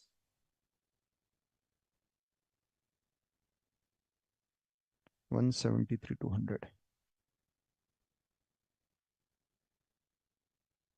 So I'll consider this. Yes, Hemant. Thank you. So it is 173,200. Now insurance again, note as per customs valuation rule 10.2.3. In case insurance cost is not ascertainable, we shall consider 1.125% on FOB. So 866, 1.125%. Yes.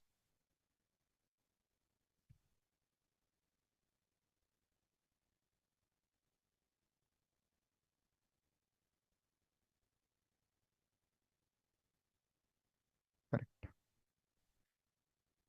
So this is my CIF. So my assessable value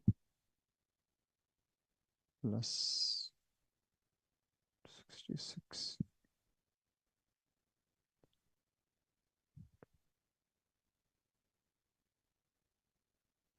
आवाज नहीं आ रही? अच्छा नहीं sir, वो जो मैं calculation कर रहा हूँ मैं खुद से बात कर रहा हूँ ना, तो मैं जोर से वैसे भी नहीं बोल रहा हूँ. ठीक है. 1048942. Yes. Now BCD, again note number 4, SWS. BCD का रेट क्या आया? 10%.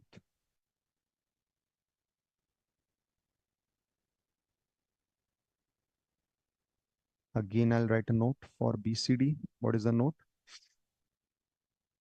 As per section 15 of Customs Act, rate of duty shall be considered for date of entry inwards and date of bill of entry under section 46, whichever is later. So that is how I get 10%. 104,894.25. 104,894.425. So this becomes my final answer.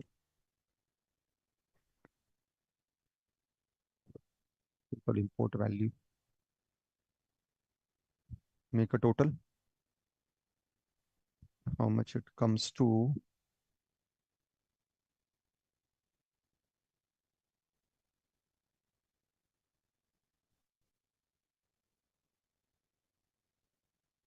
Okay. So I'm getting the total as 116432. I think now we can round it off, right? 326. Fine.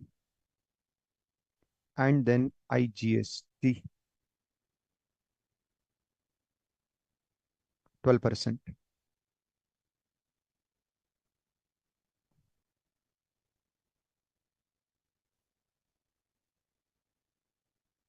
So how much it comes to 12%? It is coming to 139,719.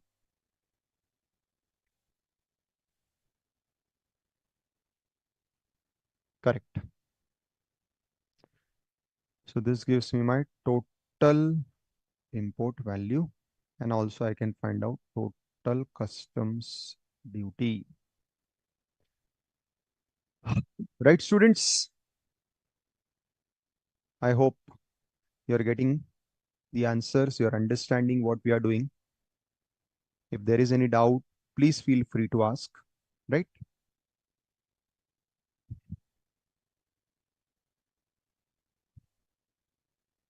Good.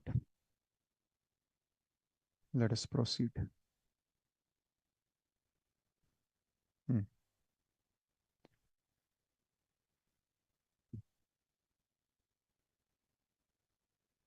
Okay. Again, the same type of sum, right now? Imported for some charitable purpose, right? Let's see. But here I think there is value. So 15,000 calces were imported for charitable distribution in India by XYZ Trust. Trust did not pay either O, which was borne by the supplier. Custom officer computed FOB at $20,000. Okay, so there is FOB given. Fine. Which was accepted by the trust. So fine. So our FOB is ready. Here we need not apply any valuation rule because the valuation of FOB is done by the custom officer itself, which we have accepted. So we start with this. Now we have to go for the other adjustments. Air freight is given. Designing, now we need not consider this because they have said that this value is including designing. Na? Including designing. So now I need not consider this separately, right? Na? Because if they have considered or covered designing, there is no need for me to again consider it. So I will directly take 20,000, which will be my final answer, right? Commission payable to agent in India.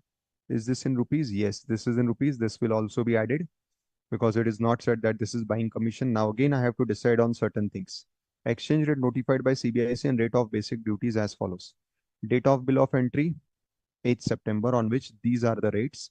Arrival is 30th September. These are the rates. Bank rate anyways is of no use. Now, for rate of duty, again as per section 15, we have to take which duty rate, whichever is later. So this will be the duty rate. But for rate of exchange, it is always one date. That is the date of bill of entry, which is this. Right, students? So I hope this is clear. No doubts with this. IGST given is 12%. Welfare says not given. I know it is 10%. Suitable assumptions. Okay. So 20,000 is total, na? Not off per unit. Na? Yes, it is total.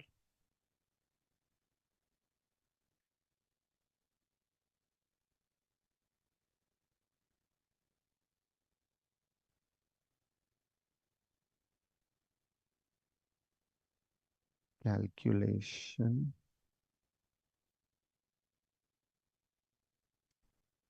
of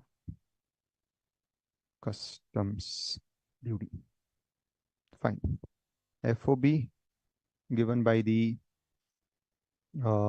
officer which we are accepting is 20,000. But this is not the final FOB because still this cost has to be added to get the FOB for our purposes. So we start from here and now I convert it into rupees by multiplying it by our exchange rate of 70. So I'll say FOB as per custom officer. This is not yet final. This is in dollars. Let me convert this FOB to rupees by, correct? Again, Y70, I'll write a note. So it is 14 lakhs. So in notes, my first note is as per section 14 of Customs Act, rate of exchange shall be the rate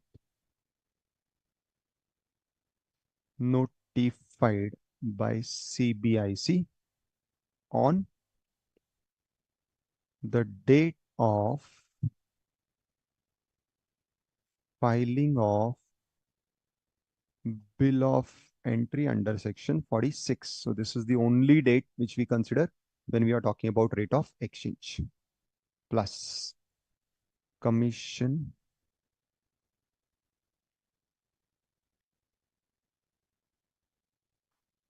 payable in India, which is 12,500. This is my final FOB, right? For all further purposes. So it is 14 lakhs 12,500. Now in this I will add freight, which is again air freight. So note insurance, which I think is not given. So again note as per customs valuation rule 10 bracket 2 clause 1, in case of air freight we shall add lowest of the following. First is actual freight and the second is 20% of FOB.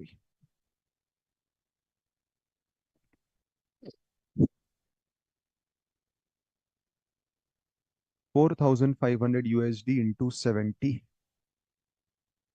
So how much it comes to?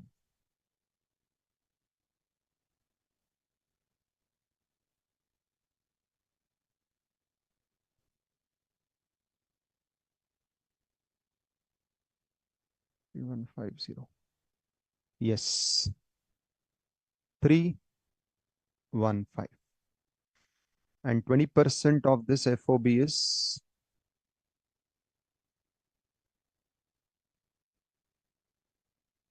282,500. So again, I consider whichever is lower, it is 282,500. Again, note 3. As per custom valuation rule 10(2) clause 3, where cost of insurance is not ascertainable, we shall consider 1.125% of FOB.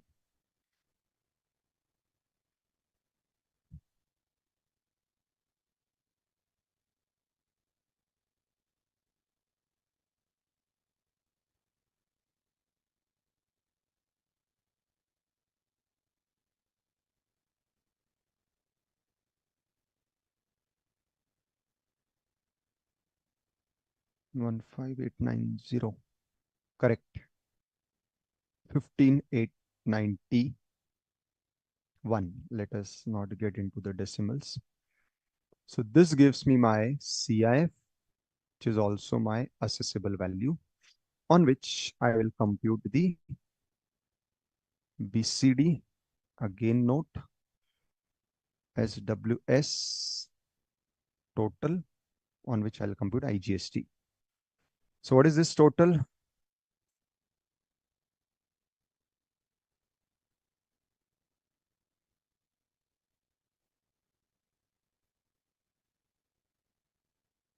One seven one zero eight nine one, correct? Yes, 1710891.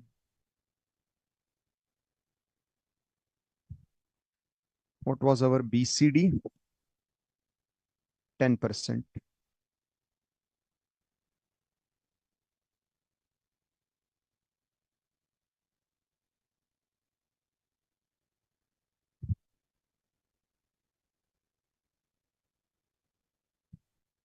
Correct, na? Or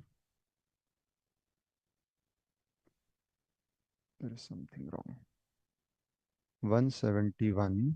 Yes, it is 089. And here 17109. Now this is correct. So what is note number 4? As per section 15 of Customs Act, the rate of duty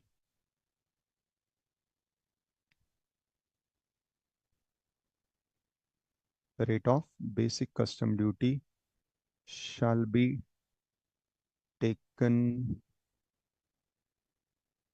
as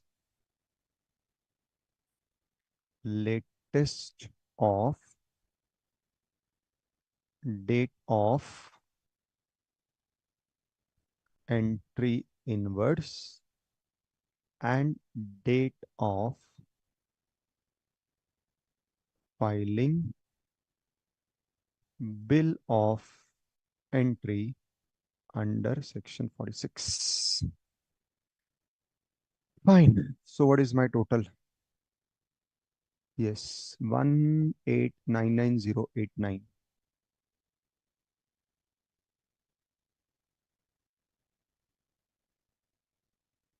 Now, am I given IGST? Yes, 12%.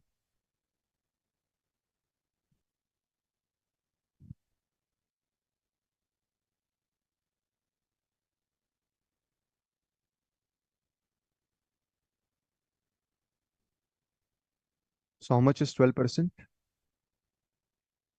Genie has given 227,891.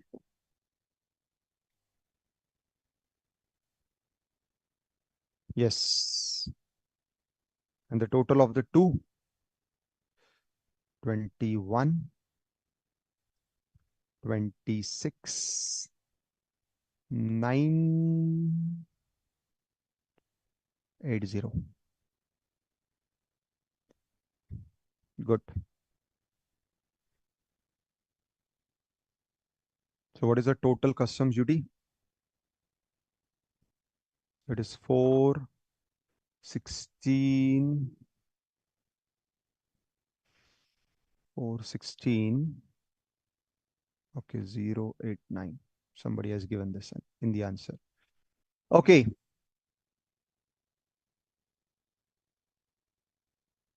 Understood, students? Anybody having any questions?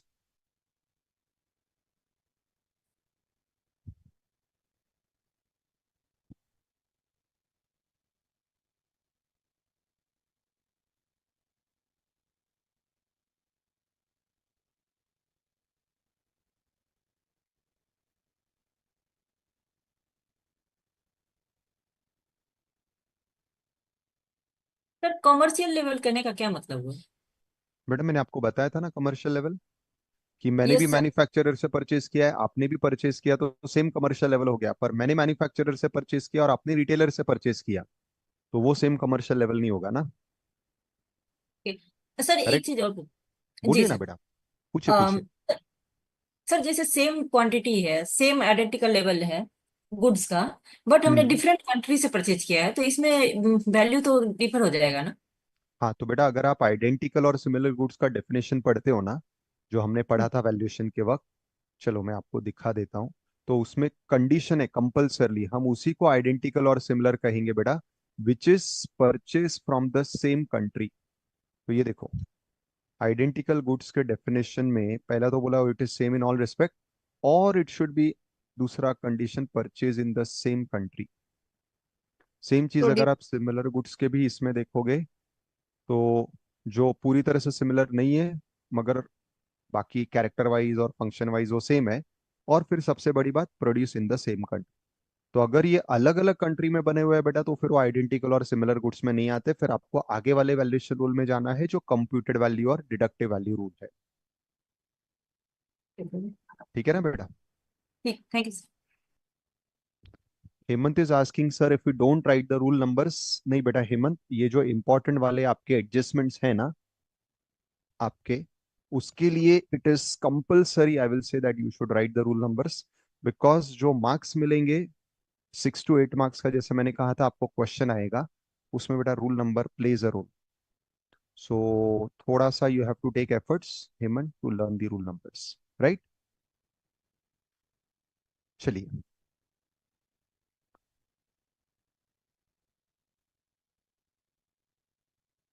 Yes yes, oh Jini you are right. So if you keep on writing the notes again and again, वो rules अपने आप याद हो जाएंगे, क्योंकि वो repetitive है, same ही तो रूल नंबर्स है। Okay. Next question is import of machine from UK. FOB value of machine 10,000 pound. चलो मैं आपको टाइम देता हूँ अभी। चलो let us do it this way. Now I am sure ये आप कर पाएंगे। I give you some time to do this. चलो let us give this a try. Be honest, don't refer any previous sum answers. Try to solve it on your own. Then only it will have value.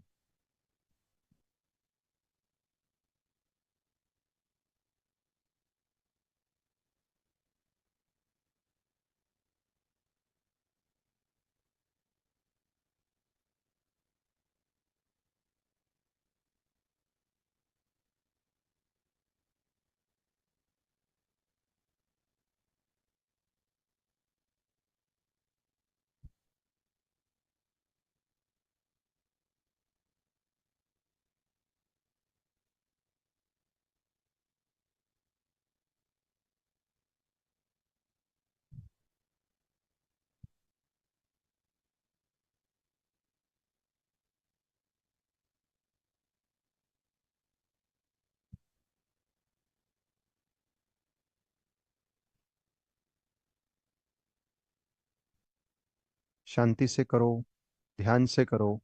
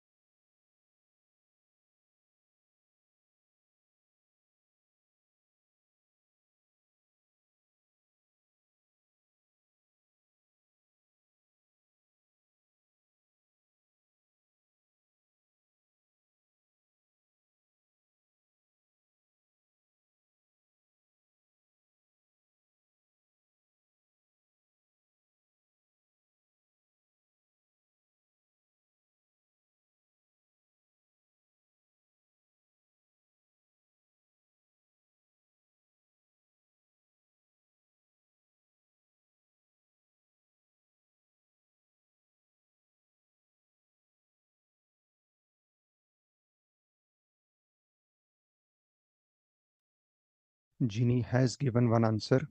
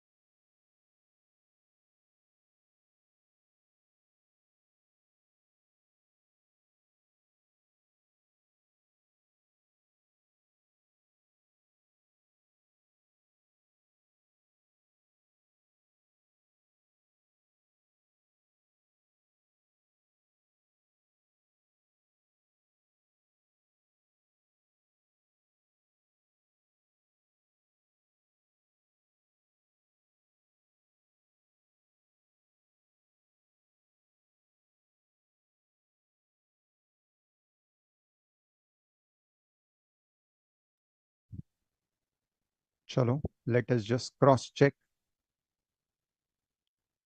So FOB is 10,000. License fees, the buyer was required to pay, so that will be added 400. So this will be 10,400 to be converted using exchange rate of the date of bill of entry, which is 99 per pound. So 10,400 to 99, 1029 600, 1029 600. To this I will add, but this is buying commission, so this won't be added. Correct. Now air freight is 3,000, which we can consider maximum 20%. So 20% of this amount is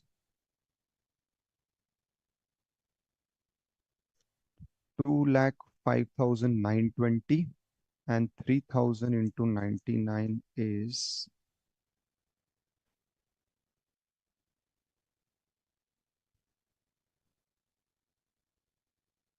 297.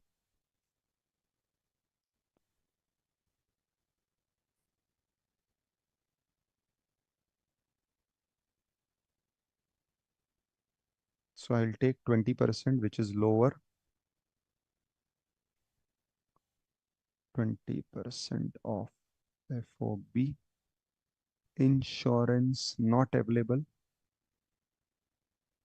1.125%. So 10, 29, 600 to 1.125 comes to 11,583. Just confirm if these are correct.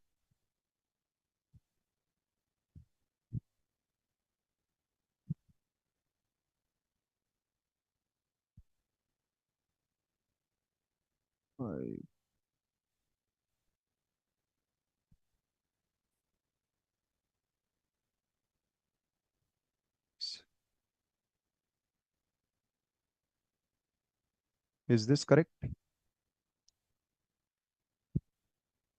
1247103. Yes. Now, out of the two dates, I will take whichever is later.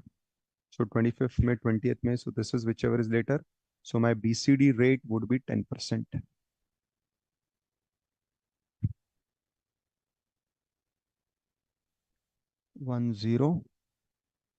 SWS 12471 total.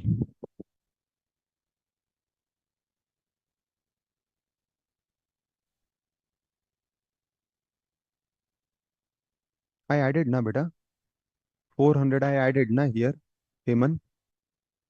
Hemant is asking about license fees, but Hemant, I already added it na. That is why this is my 10,400 na. 1384284.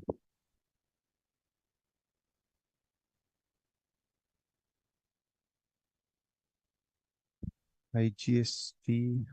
Hemant, I hope you have understood.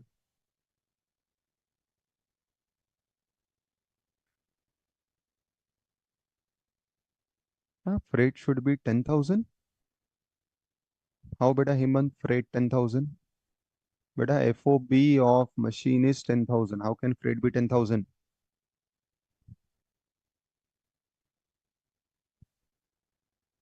Hemant beta, what are you working on? Beta freight is not on 10,000. 10,000 is only the machine price. Freight is on FOB, which includes besides the value of machine, all expenses incurred till the goods reach India. Sorry, not India, till the goods are loaded on the ship at the exporter's port. So which will include license fees also. In our previous sums, we have already done like this. Yes, 12%. 166114.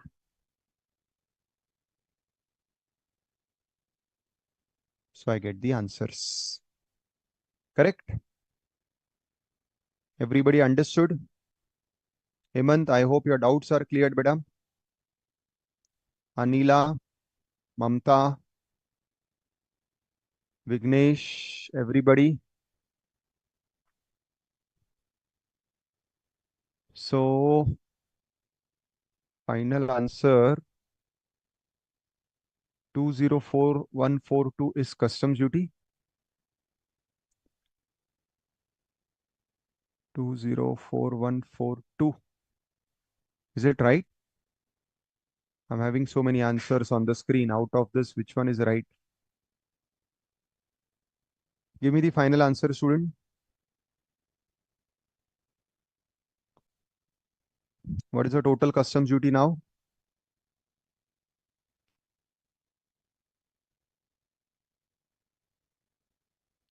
303,295.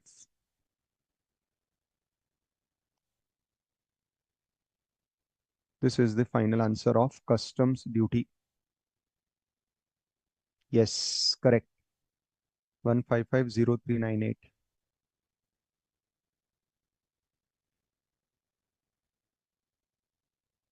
Correct. Good. Now, let me take you to one sum on export also.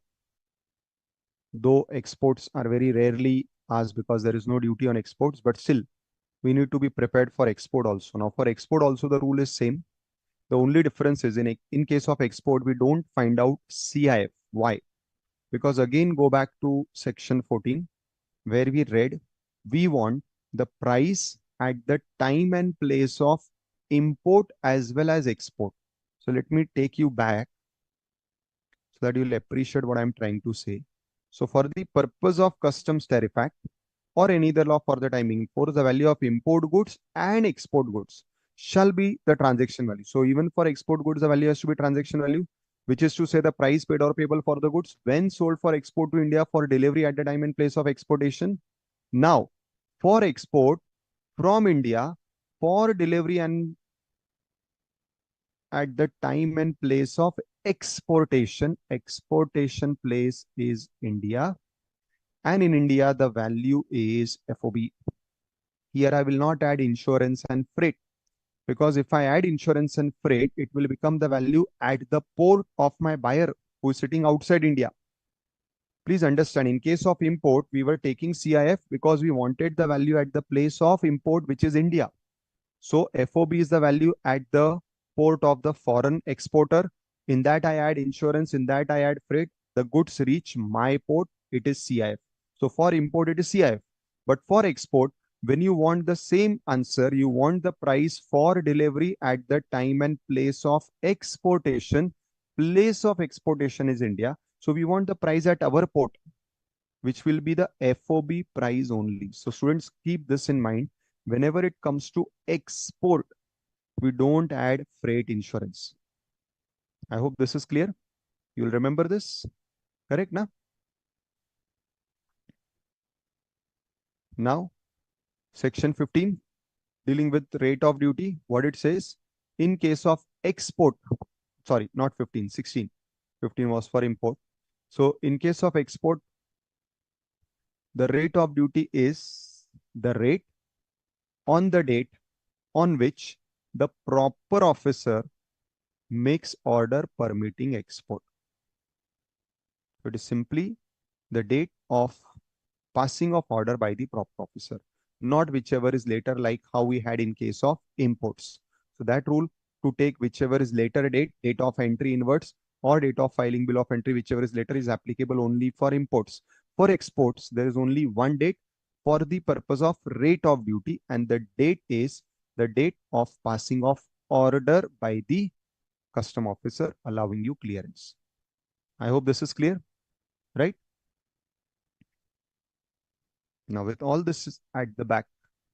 So first FOB is this. This is what I want. Now, shipping bill presented electronically on 26th of April.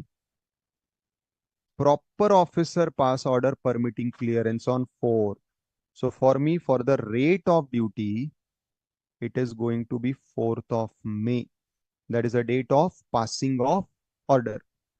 So the rate of export duty is 8%, right? I hope this point is clear, huh? Correct? Now we have to still check the rate of exchange. The exchange rate will be again only one date. The one date is the exchange rate will be the date of filing the bill of entry. Here it is the shipping bill. So as far as the rate of exchange is concerned, rate of exchange is only one. That is the rate of exchange on the date of filing of shipping bill, and the shipping bill is filed on 26th. So the rate of exchange that I'm going to consider is this. I hope students, this is clear. Right now?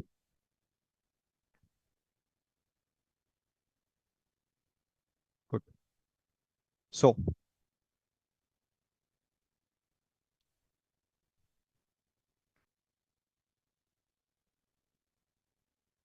computation of export duty. FOB in dollars.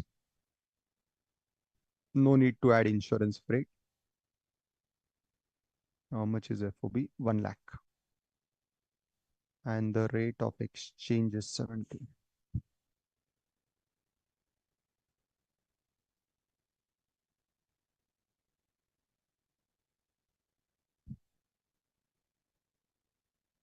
Which is also your assessable value.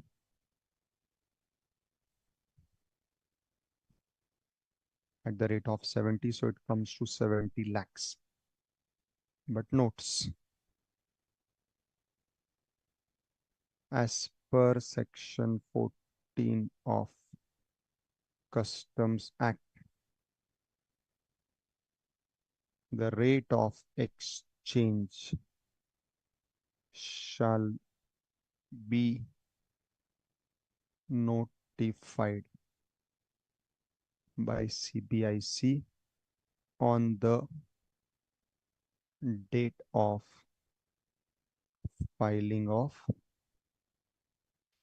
shipping bill, or you can also call it as bill of export, like how here we have bill of entry. In case of export, it is bill of export or shipping bill under section 15. So that is how I took 70, and 70 multiplied by 1 lakh is 70 lakhs. Now,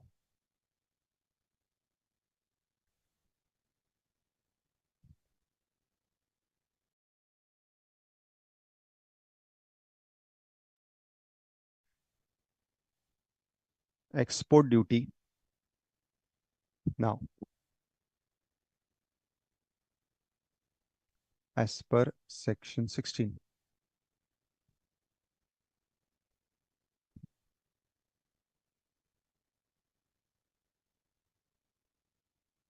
it shall be taken as on the date of passing of order by proper officer for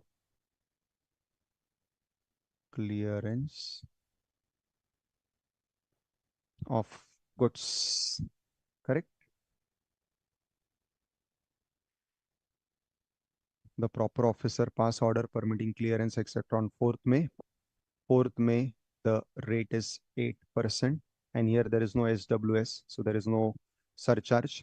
So my export duty at the rate of 8% will be 7 8 is 56.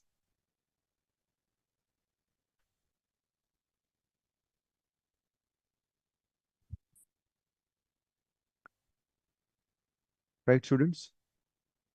So this is how you will compute value in case of export, which will be only FOB. No need to add any insurance freight. Exchange rate will be the date of filing of shipping bill only. And export duty rate will be the date of passing of order only. So these two are only one dates, but the dates are different. You need to remember this so that your answers will never be wrong. Right? Great. So we completed all the sums. I've covered all variety so that you get a practical experience of different types of sums, right? Now, just for the purpose of your recalling, if by chance you all have forgotten, what were the valuation rules? Rule 3, which said that subject to Rule 12. And what was Rule 12? Rule 12 gave the power to the custom officer to reject your value. So despite of you satisfying all the conditions, the custom officer has powers to reject your value.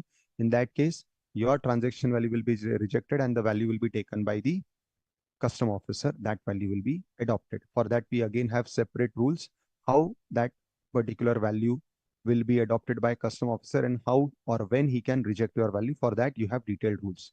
Now, subject to Rule 12, the value of imported goods firstly is a transaction value of your goods only, and it has to be adjusted for all cost in Rule 10 that we discussed at the start today.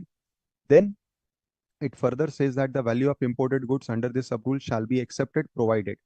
Now they have given conditions for acceptance. Now your value will be accepted when, one, there is no restriction as to how you will use these goods. However, certain restrictions are allowed. One, restrictions which are imposed by law or by authorities in India itself. So there is no problem if your own country authorities are restricting the use of these goods, or the exporter has imposed restriction on you regarding the limit, geographical limit in which you may resell the goods. That is correct, so that you do not compete with him in some other market. And also any such restriction which is having no effect on the value. So such restrictions can be put. Besides that, there should be no restriction. This is the first condition. Then the price should not have such a condition for which value cannot be ascertained. So if I am putting such a condition for which valuation cannot be done, then obviously your value will be rejected because you have kept such a price which cannot be converted into money. Then further what it says, no parts of the proceed from subsequent resale. So if I am as an importer subsequently reselling the goods in India, then I should be able to compute the value or the part of this resale price which I have to pay to you. If I am not able to compute this part of the proceeds out of my subsequent resale, then again our value will be rejected. This will be accepted only when proper adjustments can be made. If the proper adjustments cannot be made, the value will be rejected. Then buyer and seller are not related. However, the same rule says we will accept your value even where buyer and seller are related if following conditions are satisfied. What are these conditions? First, the most important condition is you have to prove that the relationship has no impact on the price. The price is not influenced by the relationship. This has to be proven.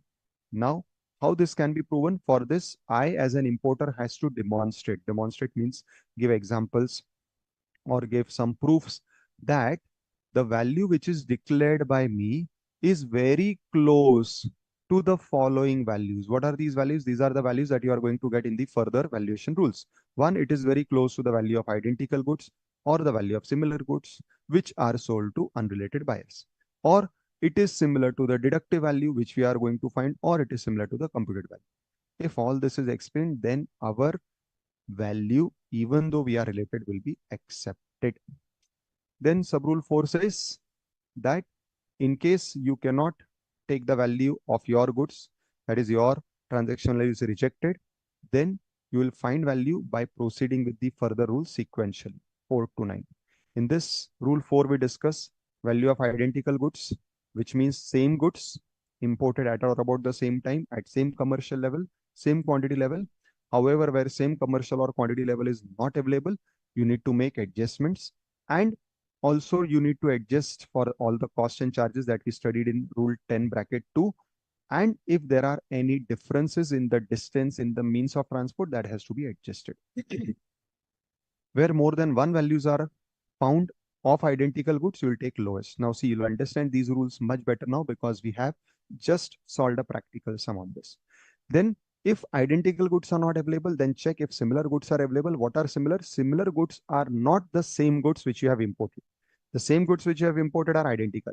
Similar goods are competing goods. So I may have imported of one brand, you are importing of some other brand, but both our goods are exchangeable.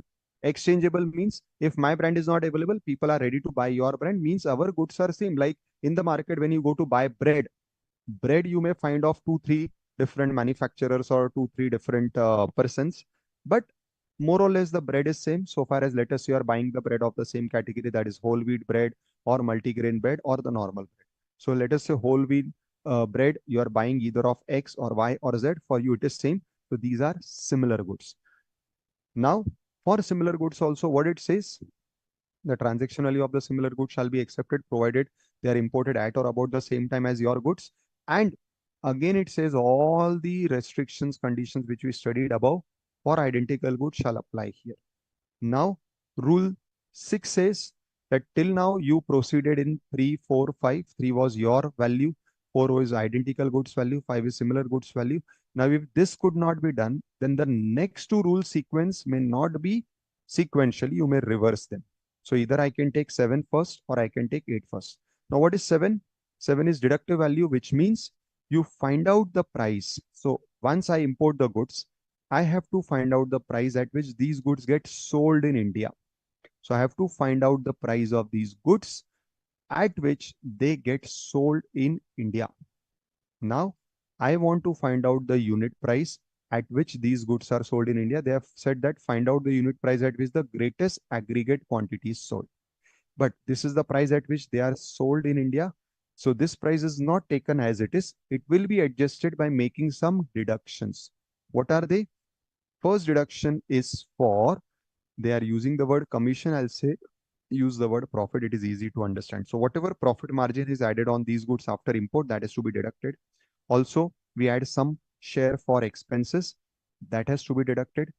All expenses like transport, insurance, etc., which are incurred after their imports in India, and the custom duty which we add in our value, all this is to be deducted. So mathematically, you are going backward from the price at which the goods are sold in India after importation to the value of these goods at the time of importation. So you take Indian price and you go backward by deducting all these profit margin expenses that were added post importation. So mathematically, you reach the price of the goods at the time of importation, which we want, that is the deductive value. What is the computed value? It is exactly opposite of deductive value. In deductive value, you went backward. So from the Indian price, you went backward to find out the import price. Now in computed value, you go to the foreign person from whom these goods are purchased. You get the cost details. You get the price of material. You find out direct wages. You find out direct expenses. You add share of overheads. You add his profit margin. That becomes the ex factory price. To add you all to that, you add all the cost of transport up to the port, then loading on the ship, then transportation up to India, then insurance, everything you add. So by computation, or here I will say by costing, you find out this value. That is what is the computed value method. So you do costing by adding material, all fabrication means charges for conversion, then charges for adding profit margin and general expenses. All these are added and all costs mentioned in 10.2 are to be added. And if this also doesn't work, then they say then there is no option, but you have to be judgmental. So we say a best judgment. So that is the method given. So you have to apply the other rules only. So you have to go by the preceding rules only. Take the what you can say, the principles from the preceding rules, and using these principles and also the general provisions, whatever you have studied in this particular rule, do some khichdi of that. Try to make out a value applying the logics of these rules. Now, basically, when The law is saying like this, the law does not allow you to take any arbitrary value, does not allow you to take assumed value. Practically, how this rule is applied, I go back to the above rules. Now, I had rejected the above rules because of some reason, like I rejected transaction value because some of the condition were not satisfied. I rejected uh, deducted value method because something was not happening. I rejected the computed value method because something was not happening. Now, in this rules, you go back to the above rules and now you start ignoring those conditions because of which those rules were rejected. You just make some adjustment for those exceptions and you find out the value which is near to the correct value. Anyways, in this rule, you'll never find the perfect value. That is why I said this is the best judgment rule. So these are the valuation rules. I'm sure students today, this would have made more sense to you. This would have connected more to you as compared to the time when we studied this. But this is how things happen. So when you go from theory to practical and then come back to theory, it makes more sense. Yes, Jeannie, you can use barracks, but the problem is for certain chapters, barracks may not help because they may not be given in proper sequence. But yes, I have tried to go by the barracks only wherever possible. So yes, I will accept what you are saying. Wherever possible, you can also refer barracks for act and rules both. Yes. So this is the end of this. So we have completed the entire practical part, students. I'm sure you all would be now confident with the practical part. Hemant, I'm downloading these barracks from a website. You can simply Google, you will find it. It is some India, Legal India, some website, you will find them. Or even if you go to our CBIC website, you will find all these acts. So you may download it from there, the latest versions. So students, thank you very much. Today's lecture, I enjoyed a lot with all your inputs and all your support in calculation. So let us, beta, Jeannie, I have already uploaded these questions. Maybe something at the end of our technical team like approval or something may be pending. They will do it. So you'll find the sheet on the portal. You may download it tomorrow. Fine. So thank you very much. Keep studying and let us catch up again for the further chapters. Thank you. Good night. Take care. Bye bye. Thank you, technical team. Take care. Good night.